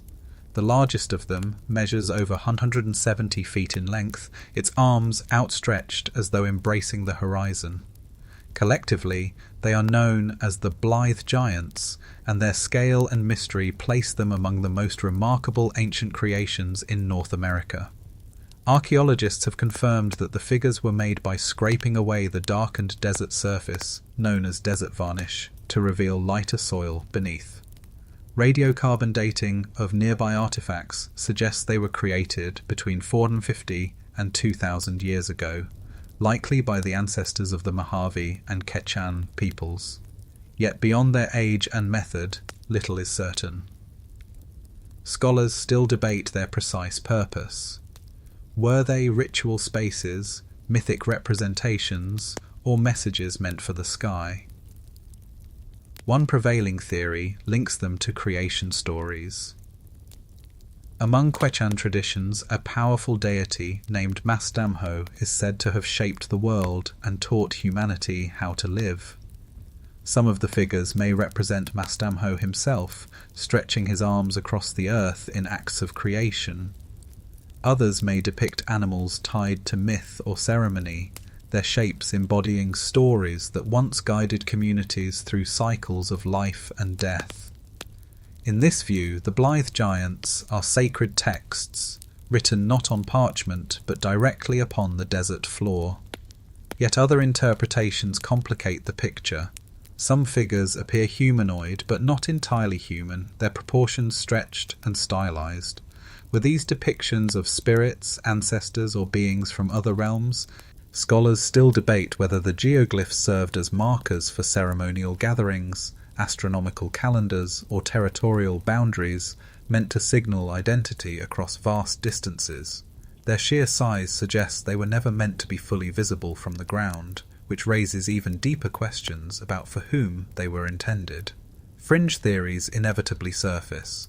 Some claim the Blythe Giants were landing markers for extraterrestrial craft, pointing to their visibility only from the sky.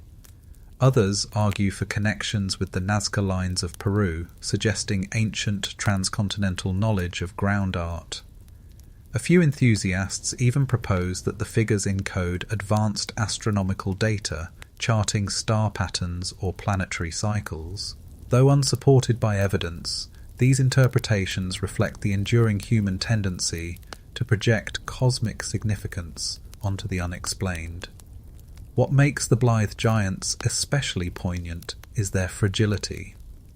Unlike stone monuments or adobe structures, these geoglyphs are etched into the most delicate of canvases, thin layers of desert soil. Footsteps, vehicle tracks, or even strong winds can erase them. For centuries, their isolation preserved them, but modern roads and recreation threatened their survival. Today, fences protect the surviving figures, though others may already have been lost to time. Standing within the desert, one cannot see the full form of the giants. Instead, the view is fragmented, lines of cleared earth stretching beyond sight, their meaning hidden. Only from above does the full image appear, humans with arms outstretched, animals in motion, designs spread like a cosmic script. Perhaps this is part of their mystery. They were not made for a single perspective, but for multiple layers of vision, seen by spirits, ancestors, or the sky itself. Scholars still debate whether the Blythe Giants were prayers written on the land, maps of mythic journeys, or ritual stages for community gatherings.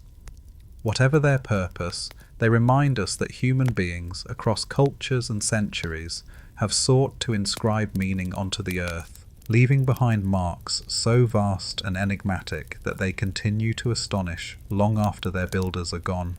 Moundville's forgotten civilization. Along the Black Warrior River in Alabama lies a site both majestic and mysterious. Known today as Moundville, it was once the heart of a thriving Mississippian culture, second only to Cahokia in scale and influence.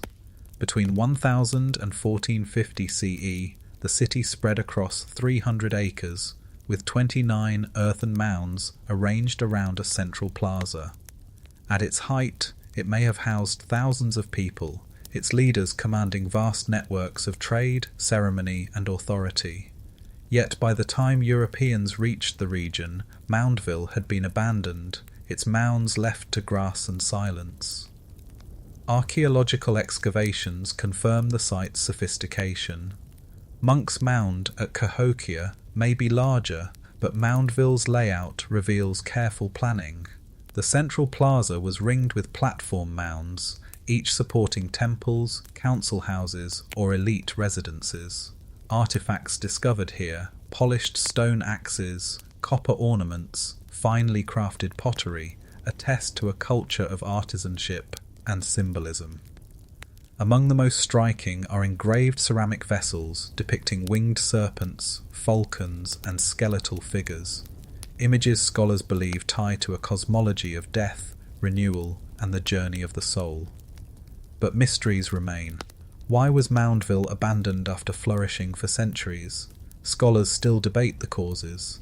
Some point to environmental stress, deforestation, soil exhaustion, or drought.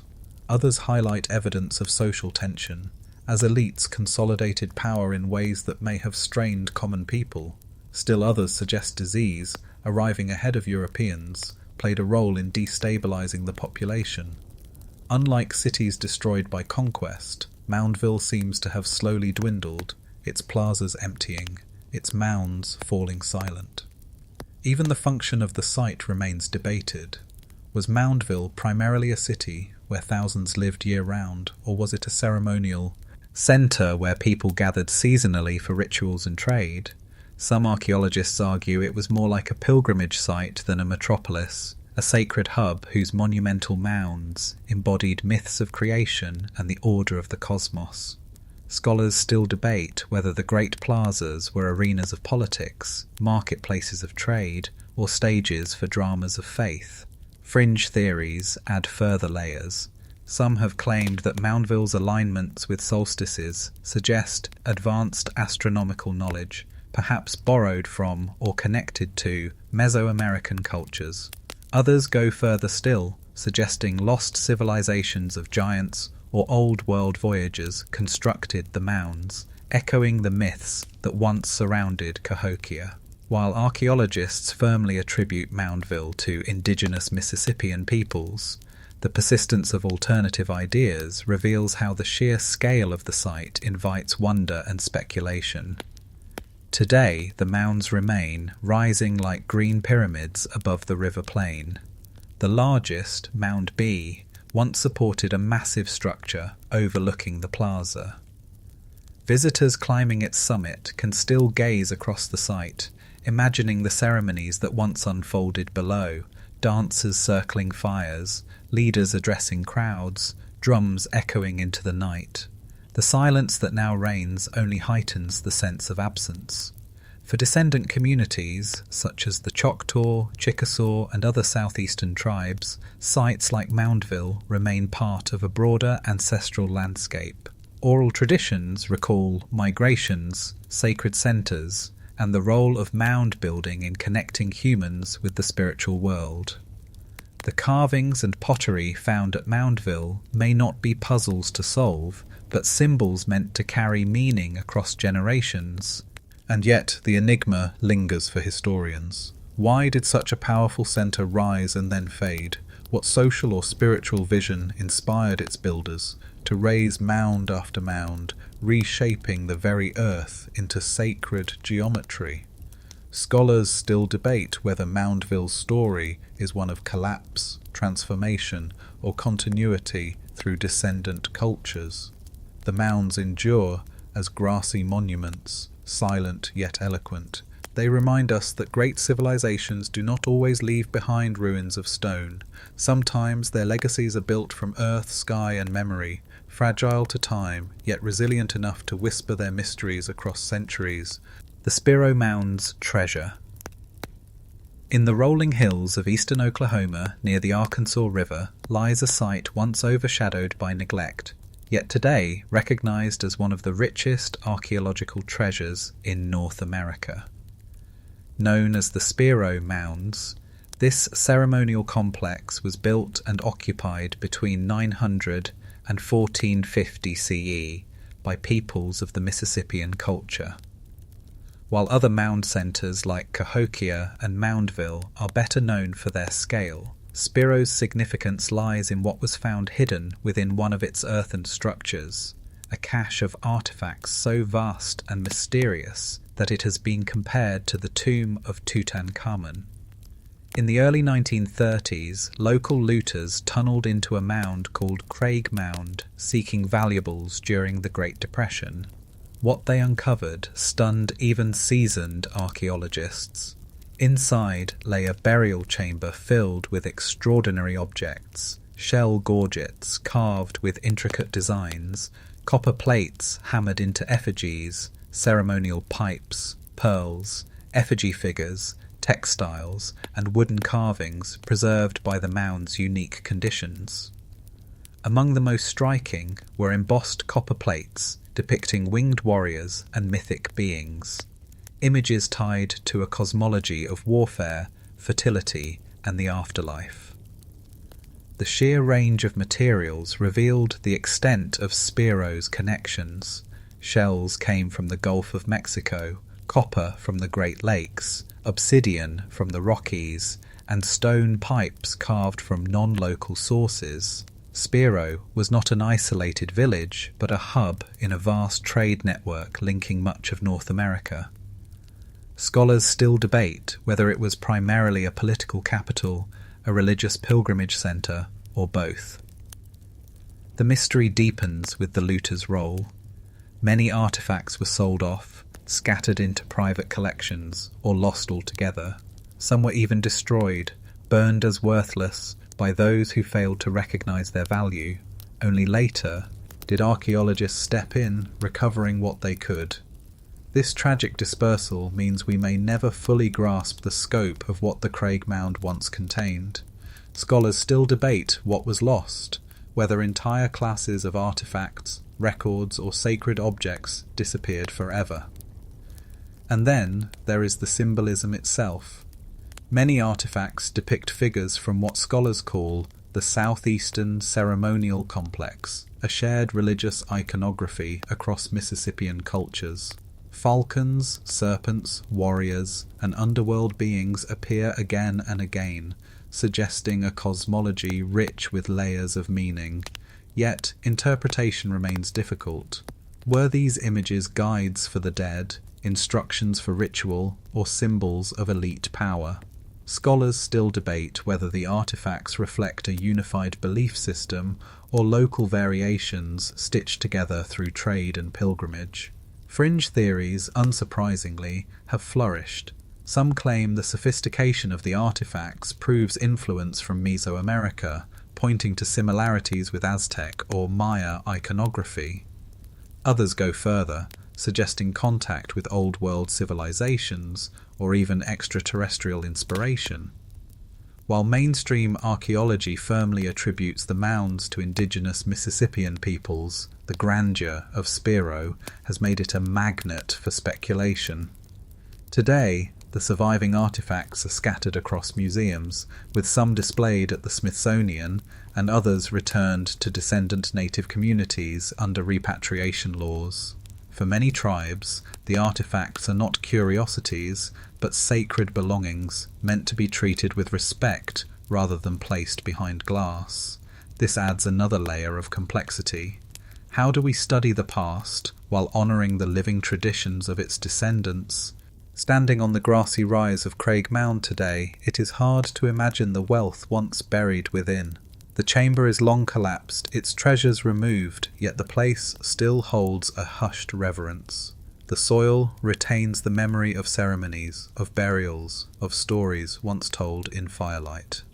Spiro's treasure, whether scattered in collections or remembered in community traditions, reminds us of a civilization both powerful and enigmatic. Scholars still debate the role of Spiro.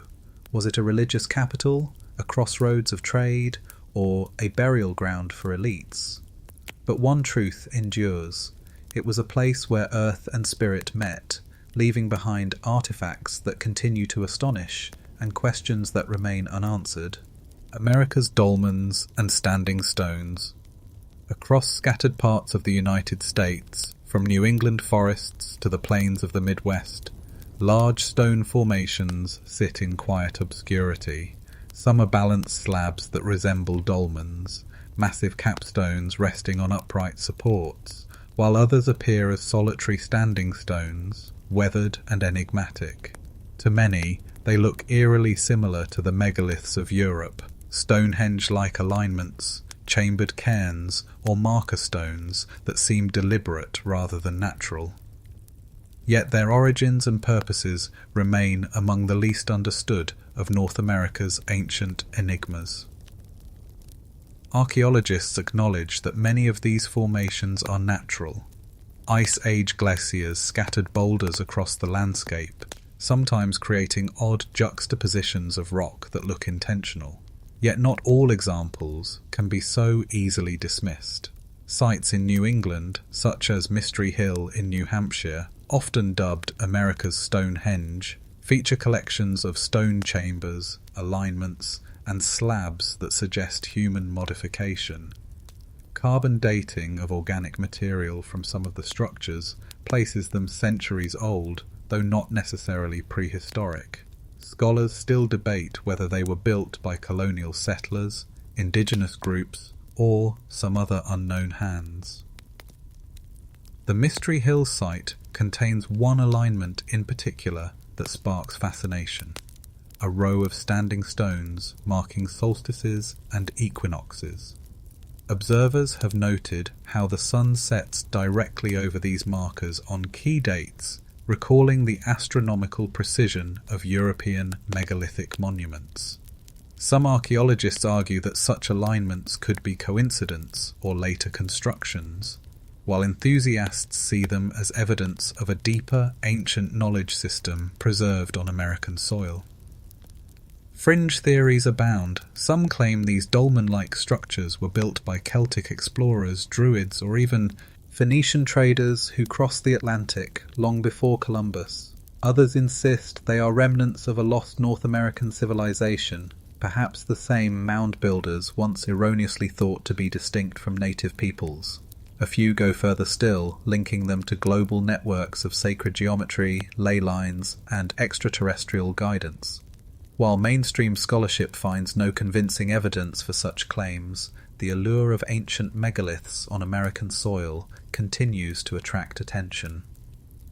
One particularly intriguing example lies in Pennsylvania, a large capstone balanced atop smaller rocks, often compared to dolmens in Ireland or Korea.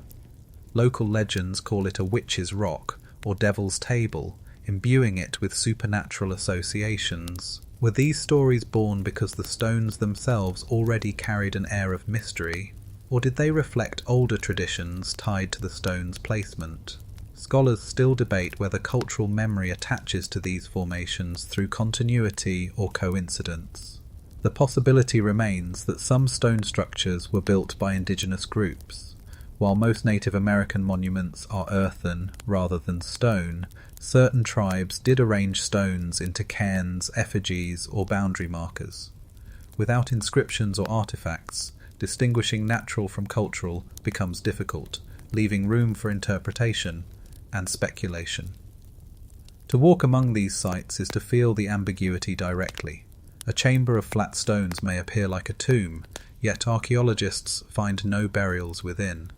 A solitary standing stone may line up with the horizon sun, but was that intentional or a trick of perspective? In that uncertainty lies their enduring fascination. Today, sites like Mystery Hill attract both tourists and researchers. Some come seeking ancient mysteries, others curious about colonial stonework or glacial geology.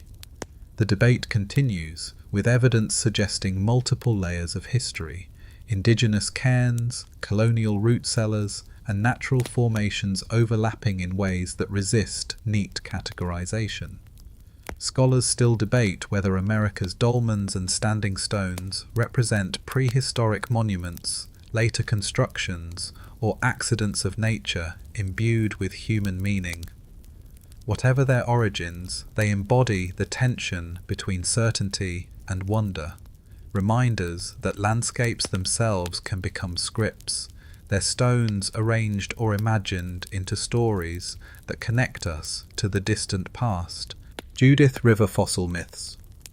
In the windswept badlands of Montana, along the Judith River Formation, layers of rock preserve one of the richest fossil beds in North America. Here lie the remains of dinosaurs, crocodiles, fish, and ancient plants, all entombed some 75 million years ago. Today, paleontologists sift through this treasure trove with careful tools and microscopes. But long before science offered explanations, indigenous peoples and early settlers encountered strange bones emerging from the earth, and they wove them into myths that blurred the line between history and mystery. One fact is beyond dispute. The Judith River Badlands are filled with giant fossilized bones. Dinosaur skeletons such as horned ceratopsians, duck-billed hadrosaurs, and carnivorous theropods have all been recovered here, but in centuries past, when the land's first observers stumbled upon massive femurs or skulls, they lacked the scientific framework of paleontology. Instead, they explained the bones through story. To the Crow and Blackfeet nations, for example, enormous fossilized remains were tied to mythic thunder beasts, creatures whose power was linked to storms and the spirit world. Early Euro-American settlers were equally puzzled. Reports from the 19th century describe farmers ploughing up bones too large for any known beast. Newspapers speculated about giant humans, monstrous bison, or unknown species still lurking in remote canyons. Some fossilized skulls with their jagged horns were interpreted as evidence of dragons or demons. Scholars still debate how much these interpretations influenced frontier folklore, feeding into legends of monstrous creatures haunting the American West. The fossil's strange appearance only fueled imagination. A dinosaur vertebra might be mistaken for a petrified heart. A claw might seem like the talon of a bird too large for nature. Stows. Rees spread of enormous reptiles that once battled humans, or of titanic birds that swooped down from the clouds. Some oral traditions wove the fossils into cosmology. The bones of thunder beings were not dead relics, but living reminders of the power that still shaped the land. Fringe theories eventually took root as well. In the early 20th century, some writers argued that the fossils proved humans and dinosaurs had coexisted, claiming native traditions of giant birds, or terrible lizards, were eyewitness accounts rather than myth. Others claimed the fossils represented the remains of a lost race of giants, confusing dinosaur femurs with human bones. Even today, creationist movements sometimes cite fossils from formations like Judith River as evidence for alternative timelines. Mainstream science, of course, places these fossils firmly in the late Cretaceous, long before humans. Yet the myths hold their own truth. They reveal how people make sense of the land around them, transforming discovery into story. The Crow's thunder beasts may not have been dinosaurs as we understand them, but the interpretation reflects awe and respect for forces greater than human scale. Early settlers' dragon tales, while fanciful, capture the sense of wonder and fear evoked by bones of unimaginable size. Scholars still debate whether some oral traditions preserve faint echoes of fossil discoveries passed down for generations, linking myth and prehistory in ways we are only beginning to appreciate. Today, paleontologists carefully excavate the Judith River Formation, piecing together skeletons that fill museum halls around the world. Yet for all the precision of science, the myths endure alongside the fossils. To stand in the Badlands is to feel both stories at once, the slow geological time written in stone, and the timeless human impulse to imagine what giant bones might once have belonged to. The Judith River fossils remind us that mystery is not only in what we don't know, but in how knowledge shifts through culture and time. To the ancients, they were thunder beasts. To early settlers, dragons. To us, dinosaurs. And still, scholars debate the ways these fossils shaped folklore, binding geology to myth in the deep soil of America's past. The mystery of Devil's Kettle Falls. Deep in the north woods of Minnesota, where the Brule River winds through Judge C. R. Magny State Park, the water performs a trick so strange it has baffled generations of visitors and scientists alike. At a point where the river tumbles over volcanic rock, the flow splits into two. One branch continues downstream as expected, cascading toward Lake Superior. The other plunges into a deep, dark hole in the bedrock, a natural cauldron known as the Devil's Kettle, and simply disappears. For decades, no one knew where that water went. The facts are dramatic. The hole is a cylindrical pothole formed in rhyolite, a volcanic rock shaped by ancient lava flows. Into it rushes thousands of gallons of water every minute. Yet when investigators tossed in dyes, ping-pong balls, logs, or other markers, nothing reappeared downstream. The missing water seemed to vanish into the earth, giving rise to legends of bottomless pits, underground rivers, and portals to other worlds. Scholars still debate why the river swallows so much without leaving obvious clues. Local folklore seized on the mystery. Some claimed the Devil's Kettle connected to a subterranean river that ran directly into Lake Superior, bypassing miles of visible stream. Others insisted it had no bottom at all, a direct gateway to the underworld. Campfire tales grew of objects tossed into the hole, car tires, refrigerators, even cars, never to be seen again. Though such claims were exaggerated, they reveal how the phenomenon inspired awe and unease. For scientists, the enigma was equally frustrating. In the mid-20th century, geologists speculated that the water might seep into porous rock or fracture zones, re-emerging unseen far downstream. Yet, repeated experiments failed to trace it. Dye poured into the kettle did not appear where expected. Markers vanished without a trace. Some beg, and to wonder whether the hole might be clogged with debris that blocked anything but water itself. Scholars still debate how such an obstruction could remain effective for so long without clearing. Fringe interpretations inevitably appeared. Writers of the paranormal suggested the kettle was a portal, an entrance to hidden worlds beneath the earth, or even an interdimensional gateway. Others wove the story into native myths, though indigenous traditions in the region describe the Brule River with reverence rather than supernatural menace. Still, the idea of a hole swallowing rivers into darkness proved irresistible, and the Devil's Kettle became a staple of America's landscape of mystery. A breakthrough came in 2017 when hydrologists conducted new studies. By carefully measuring the river's volume above and below the falls, they determined that no water was actually missing. The flow above matched the flow below, suggesting the kettle's water rejoined the river downstream in ways too turbulent and dispersed to trace with traditional markers. In other words, the water was never vanishing into a subterranean world. It was simply re-entering the river through hidden cracks and channels, blending too thoroughly to be detected. Yet even with this explanation, the mystique lingers. The Devil's Kettle still swallows everything solid tossed into it, and the precise channels remain unmapped. Visitors stand at the overlook, watching half the river plunge into darkness, and feel the old thrill of uncertainty. Scholars still debate whether the flow is fully explained, or whether some deeper hydrological complexity awaits discovery. The kettle endures as a natural riddle, part geology, part folklore, part wonder. It reminds us how landscapes can inspire myths simply by behaving in ways that defy immediate understanding. Whether seen as a gateway to the underworld, a puzzle of hydrodynamics, or a symbol of mystery itself, the Devil's Kettle remains one of America's most enigmatic natural features, an eternal whirlpool where water vanishes and where imagination rushes in to fill the gap.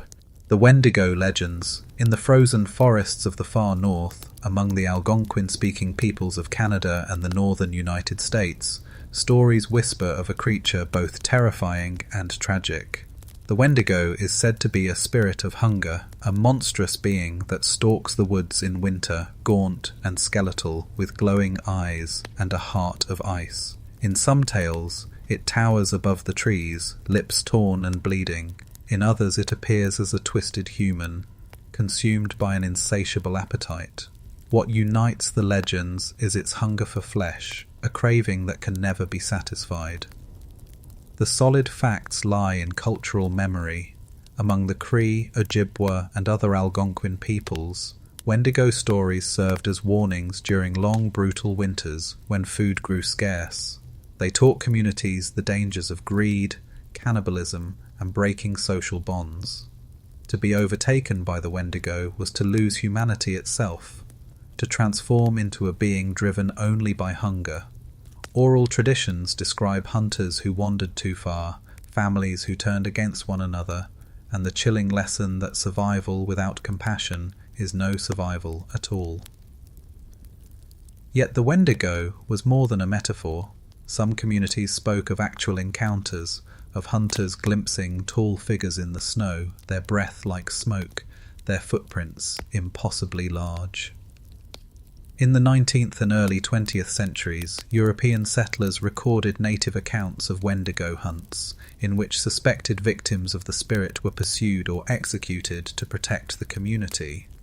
A handful of anthropologists documented cases of what came to be called Wendigo psychosis, a condition in which individuals believed themselves possessed by the spirit, convinced they would turn cannibal. Scholars still debate whether these cases reflect real psychological illness, cultural interpretation, or misunderstanding by outsiders. The legend attracted Eng interpretations. Some writers suggested the Wendigo was not spirit but creature, an undiscovered species lurking in the northern wilderness, akin to Bigfoot but darker in nature. Others imagined extraterrestrial origins, portraying the Wendigo as an alien predator that fed on human fear as much as flesh. Modern horror fiction has only amplified the image, transforming it into a staple of supernatural storytelling. Yet these modern reinventions often blur or overshadow the original cultural meanings. For indigenous communities, the Wendigo remains a serious symbol. It represents not only famine and winter, but also imbalance, greed, excess, and the destruction of community ties. In this way, the Wendigo is timeless. It warns against overconsumption, a lesson strikingly relevant in a world grappling with climate change and resource scarcity. Some contemporary indigenous voices reinterpret the Wendigo as a metaphor for colonialism itself, a consuming force that devours land and culture without end. Still, the mystery lingers in the forest. Tales persist of strange cries echoing through frozen woods, of figures glimpsed among the trees, tall and skeletal, vanishing with the snow. Whether spirit, monster, or metaphor, the Wendigo endures in imagination as vividly as in tradition. Scholars still debate whether the stories should be read primarily as folklore, cultural psychology, or symbolic truth. Perhaps they are all at once. To walk a winter trail in the north is to feel the Wendigo's shadow, the crack of a branch, the howl of wind through frozen pines, the cold that gnaws at bones. In that silence, one understands why the legend took root. It is less about fear of a monster than about the fragility of human survival, the thin line between hunger and humanity. The Wendigo is a mystery not because it cannot be solved, but because it reflects truths we are still learning to face. The Great Lakes Shipwreck. Ghosts. The waters of the Great Lakes shimmer like inland seas, stretching so vast they often feel more like oceans than lakes. But beneath their surface lies a graveyard.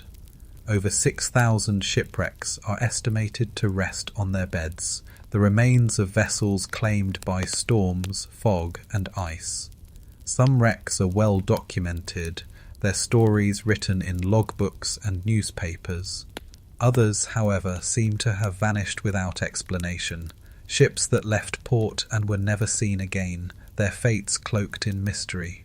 These ghost ships of the Great Lakes remain among America's most haunting enigmas. The hard facts are sobering. The Great Lakes have claimed more than 30,000 lives over the centuries. Sudden storms can whip up waves over 30 feet high. Ice can encase hulls in minutes, and shifting sandbars can swallow vessels whole. Some of the best preserved wrecks in the world lie in these cold, fresh waters, where wood resists decay. Famous among them is the Edmund Fitzgerald, which sank in 1975 with all 29 crew aboard during a brutal Lake Superior storm. Even with modern technology, no distress signal explained what doomed it. Scholars still debate whether it was structural failure, a rogue wave, or human error. Yet many wrecks inspire stranger stories. The Griffin, built in 1679 by French explorer La Salle, was the first European-style ship to sail the upper Great Lakes. It vanished on its maiden return voyage, carrying a cargo of furs. Despite centuries of searching, it has never been conclusively found. Some say it lies buried in sand beneath Lake Michigan. Others claim it still sails in ghostly form, appearing on foggy nights before vanishing again. Other ships reportedly reappear long after their demise. Sailors tell of phantom schooners gliding silently across the water, sails full though no wind stirs, only to dissolve into mist. The steamer West, Urn Reserve, which sank in 1892, is said to haunt Lake Superior's waters, its ghostly outline spotted near the site of its loss. Legends even tell of spectral lights and phantom crew members waving from decks that no longer exist. Scholars still debate whether these tales stem from mirages, atmospheric illusions, or the enduring presence of memory on dangerous waters. Fringe theories take the mysteries further. Some claim parts of the Great Lakes form a Bermuda Triangle of the North, pointing to clusters of unexplained vanishings. Theories of magnetic anomalies, wormholes, or even alien abductions have been suggested, though evidence remains absent. Still, the combination of lost ships, unmarked graves, and unpredictable waters makes the region fertile ground for speculation. For indigenous peoples of the region, the lakes have always carried deep spiritual significance. Oral traditions speak of water spirits, like Mishipeshu, the great underwater panther, guarding the depths. To some, the restless dead of shipwrecks join these spirits, adding layers of power and danger to the waters. Whether myth or metaphor, such traditions echo the sense of awe and respect the lakes command. Divers continue to search for wrecks, aided by sonar and submersibles. Each discovery offers new clues: intact hulls with cabins frozen in time, cargoes still secured, even meals left uneaten. Yet for every ship found, dozens remain missing, their stories untold. Scholars still debate how many are simply buried under sediment, how many disintegrated, and how many lie waiting in the black silence of the depths. Standing on the shores of Lake Superior, it is easy to understand why ghost stories persist. The horizon stretches endless, storms rise suddenly, and beneath the waves lies an unseen world of wreckage and loss. The Great Lakes are not only waterways of commerce and beauty, they are also keys, keepers of secrets, holding ghost fleets whose fates may never be fully known. America's ancient star forts. Scattered across the Midwest and beyond, earthen embankments lie hidden in fields and forests, their outlines faint but unmistakable when viewed from above. Many take on geometric shapes, squares, circles, and in some cases, stars. Known as star forts, these mysterious structures once ringed hilltops and river valleys, their points radiating outward in careful symmetry. Some were clearly built by European colonists in the 1600s and 1700s, adapting Old World military designs. Yet others appear older, their true origins uncertain, leaving scholars to wonder how many of America's star-shaped earthworks were indigenous, and what did they mean? The firm facts reveal complexity. In Ohio, Indiana, and Illinois, numerous prehistoric earthworks survive, attributed to the Hopewell and later Mississippian cultures. Some embankments form elaborate patterns that include star-like projections. At Newport Ancient in Ohio, for example, certain walls resemble radiating points, though their function is still debated. Were they fortifications, ceremonial enclosures, or something more symbolic? Scholars still debate whether their geometry reflects practical defense or cosmological design. European colonists later constructed unmistakable star forts modelled on Renaissance designs pioneered by Italian engineers. These fortifications, such as Fort McHenry in Maryland or Fort Stanwix in New York, used angular bastions to repel cannon fire and eliminate blind spots. Their purpose was purely military. Yet their resemblance to earlier native earthworks has sometimes fueled speculation about deeper connections. Did colonists mimic forms they saw in local landscapes, or were both traditions independently drawn to the symmetry of stars?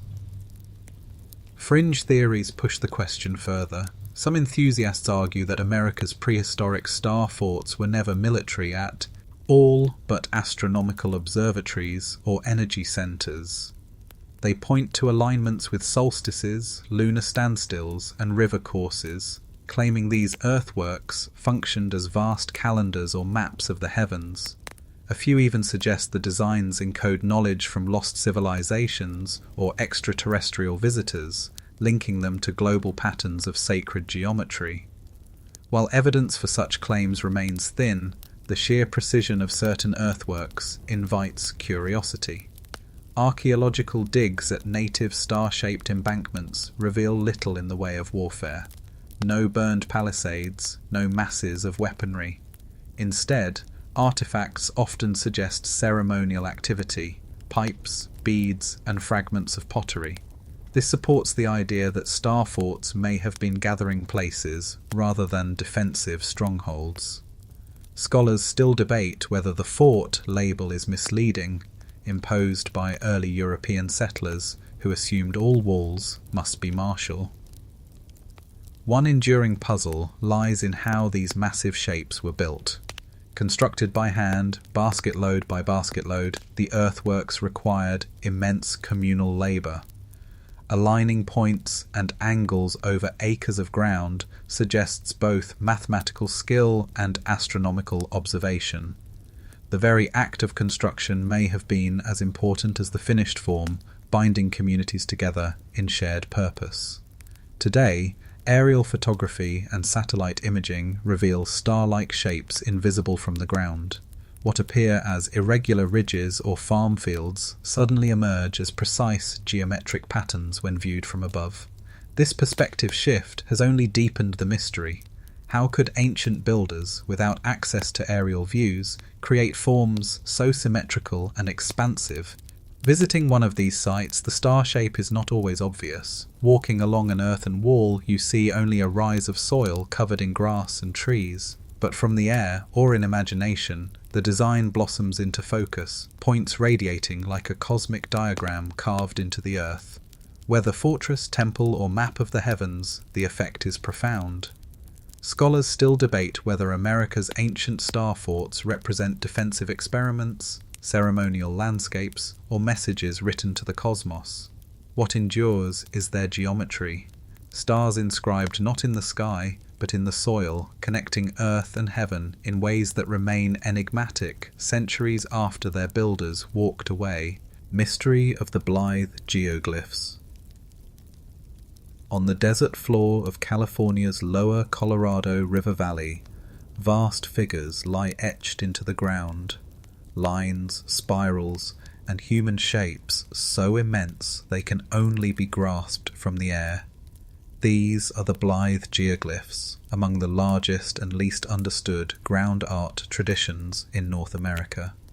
Some figures stretch more than 150 feet across, their outlines scraped into the desert varnish to reveal pale earth below.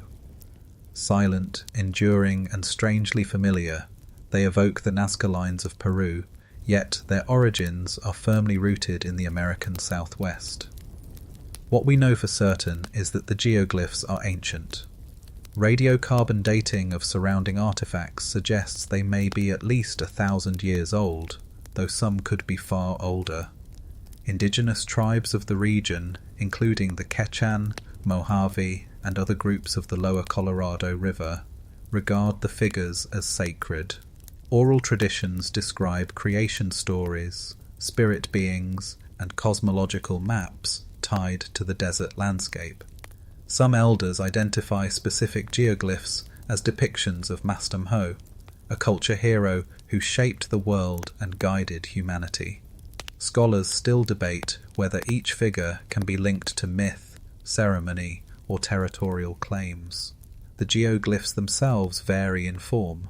Some depict humanoid figures with outstretched arms, others animals, serpents, mountain lions or birds, and still others are abstract spirals and lines that seem to chart movement across the desert floor. Unlike petroglyphs carved into stone, these figures exist only as surface scrapes, making them fragile and easily erased. Their survival across centuries is testament to the arid climate and the care with which they were crafted. Interpretation remains elusive. Were the geoglyphs ceremonial stages where processions and dances brought the figures to life, or were they intended as messages to being, G as above, visible from the sky or from the perspective of spirits? Scholars still debate whether they functioned as ritual maps, agricultural calendars, or sacred offerings etched into the earth. Fringe theories abound, as with the Nazca lines. Some suggest the Blythe Geoglyphs were landing markers for extraterrestrials, pointing to their sheer size and visibility from the air. Others argue they represent ancient transcontinental contact, drawing parallels with ground art traditions in South America, Australia, and beyond. While mainstream archaeology sees the geoglyphs as local creations tied to indigenous cosmologies, the similarities across continents spark fascination. One intriguing detail is that the figures cannot be fully appreciated from the ground. Standing within one, you see only lines of scraped soil stretching outward, the form invisible. Only from nearby ridges or from the air do the complete images appear. This raises an enduring question. For whom were they intended? Were they meant for the gods, for ancestors, or for future generations who would one day view them from above? Scholars still debate whether the act of making the geoglyphs was more important than their visual effect. Today, the geoglyphs face threats from modern development, off-road vehicles, and erosion. Protective fencing guards many of the surviving figures, yet countless others may already have been lost. Efforts to preserve and study them continue, but their fragility underscores their mystery. Unlike stone monuments or buried artifacts, the geoglyphs exist in the open, written on the desert's skin, vulnerable to every passing footprint or tire track. To stand at the edge of one, the desert silent around you, is to sense the scale of a message written in a language we cannot yet translate. The Blythe Geoglyphs remind us that the earth itself can be a canvas, and that meaning can be inscribed not only in objects or texts, but in landscapes themselves. Scholars still debate their full significance, but their presence speaks clearly. Ancient peoples sought to connect with forces larger than themselves, leaving behind figures so vast they merge with the horizon, visible only to those who rise above. Roanoke's Lost Colony. Off the coast of North Carolina, on Roanoke Island, the English made one of their earliest attempts to establish a permanent settlement in the New World. In 1587, more than 100 colonists, men, women, and children, arrived under the leadership of John White, tasked with building a foothold for England in America. White soon returned to England for supplies, delayed by war with Spain, and when he finally made it back in 1590, he found the colony deserted. The houses were dismantled, the fort abandoned, and the colonists gone without a trace. Only one clue remained, carved into a post, the word Croatoan. What happened to the lost colony of Roanoke remains one of America's oldest unsolved mysteries. The facts are clear enough. The colonists had vanished, leaving no bodies, no signs of struggle, and no ships. The carved word seemed to indicate Croatoan Island, today's Hatteras Island, home to a friendly indigenous group. White took it as a possible sign, but storms prevented him from searching further, and he never returned. Scholars still debate whether the colonists relocated, merged with indigenous peoples, or met a darker fate. Several possibilities remain plausible. Archaeological evidence suggests some colonists may have integrated with Croatoan or other nearby tribes, intermarrying and leaving traces in oral traditions. Other theories propose they attempted to sail back to England, only to be lost at sea. Still others suggest they moved inland, perhaps to the Chesapeake, and succumbed to hardship or conflict. None of these theories has yielded definitive proof. The word Croatoan itself carries intrigue beyond Roanoke. Over the centuries, it has reappeared in folklore and even literature. In some stories, it is said to mark the place of disappearances, from lost travellers to vanished ships. While likely coincidence, the repetition has cast an eerie glow around the name, linking it forever to the idea of vanishing without explanation. Fringe theories abound. Some writers imagine the colonists were abducted by Spanish raiders determined to crush English footholds. Others propose they fell victim to supernatural forces, spirits of the land, curses, or even alien abduction. The carved word becomes, in these interpretations, not a clue but a cipher, part of a larger mystery woven into the fabric of the New World. Recent archaeology has offered tantalizing hints. At a site on Hatteras Island, excavations uncovered English artifacts, gun parts, coins, and writing slates that may have belonged to the colonists. At another site inland near the Chowan River, pottery and other fragments suggest small groups may have moved there. Yet evidence remains fragmentary, open to interpretation. Scholars still debate whether these finds represent the lost colony itself or later trade goods carried by indigenous allies. For descendant communities, the story resonates deeply. The Croatoan, today known as the Lumbee and Hatteras peoples, maintain traditions of ancestry linked to the colonists. Oral histories describe encounters, alliances, and integration, challenging the narrative of disappearance. From this perspective, the colony was not lost at all, but transformed, absorbed into indigenous nations who ensured their survival in new forms. Standing on Roanoke Island today, amid quiet woods and reconstructed earthworks, the silence is haunting. The carved word is gone, the houses vanished, yet the absence remains palpable. Visitors walk the same ground where children once played, where colonists once dreamed of a new life, and feel the weight of a question unanswered. Scholars still debate whether the lost colony starved, sailed away, or merged with neighbours. Perhaps no single fate explains all 100 souls. But the enduring mystery of Roanoke lies not only in what became of them, but in how their story symbolises the fragility of beginnings, the uncertain balance between survival and loss. In the shadow of that vanished settlement, America's history begins not with triumph, but with a riddle. Conclusion. From the desert geoglyphs of Blythe to the drowned ships of the Great Lakes, from mound cities to cliff dwellings, the landscape of America is haunted by mysteries carved in stone, soil, and silence. Some are stories of contact and migration, others of disappearance and loss. Scholars have measured, mapped, and excavated, yet much remains unresolved. Were these monuments built as calendars, fortresses, or prayers? Did vanished peoples collapse under hardship, or did they transform, carrying their legacies into living traditions? The enduring allure of these enigmas lies not only in what we cannot explain, but in what they reveal about ourselves. We hunger for origins, for stories larger than our lifetimes, for traces of wonder left by those who came before. Each mystery, whether the vanishing of Roanoke, the winding roads of Chaco Canyon, or the towering mounds of the Mississippi, reminds us that history is not a fixed tale, but an unfolding dialogue between evidence and imagination. And so we return again and again to the ruins, the stones, the silent carvings. We ask, and they do not answer, yet in their silence they speak of creativity, resilience, and the vast unknown that still surrounds us. These mysteries endure not because they resist explanation, but because they invite us to keep searching, across landscapes, across generations, and into the depths of time itself.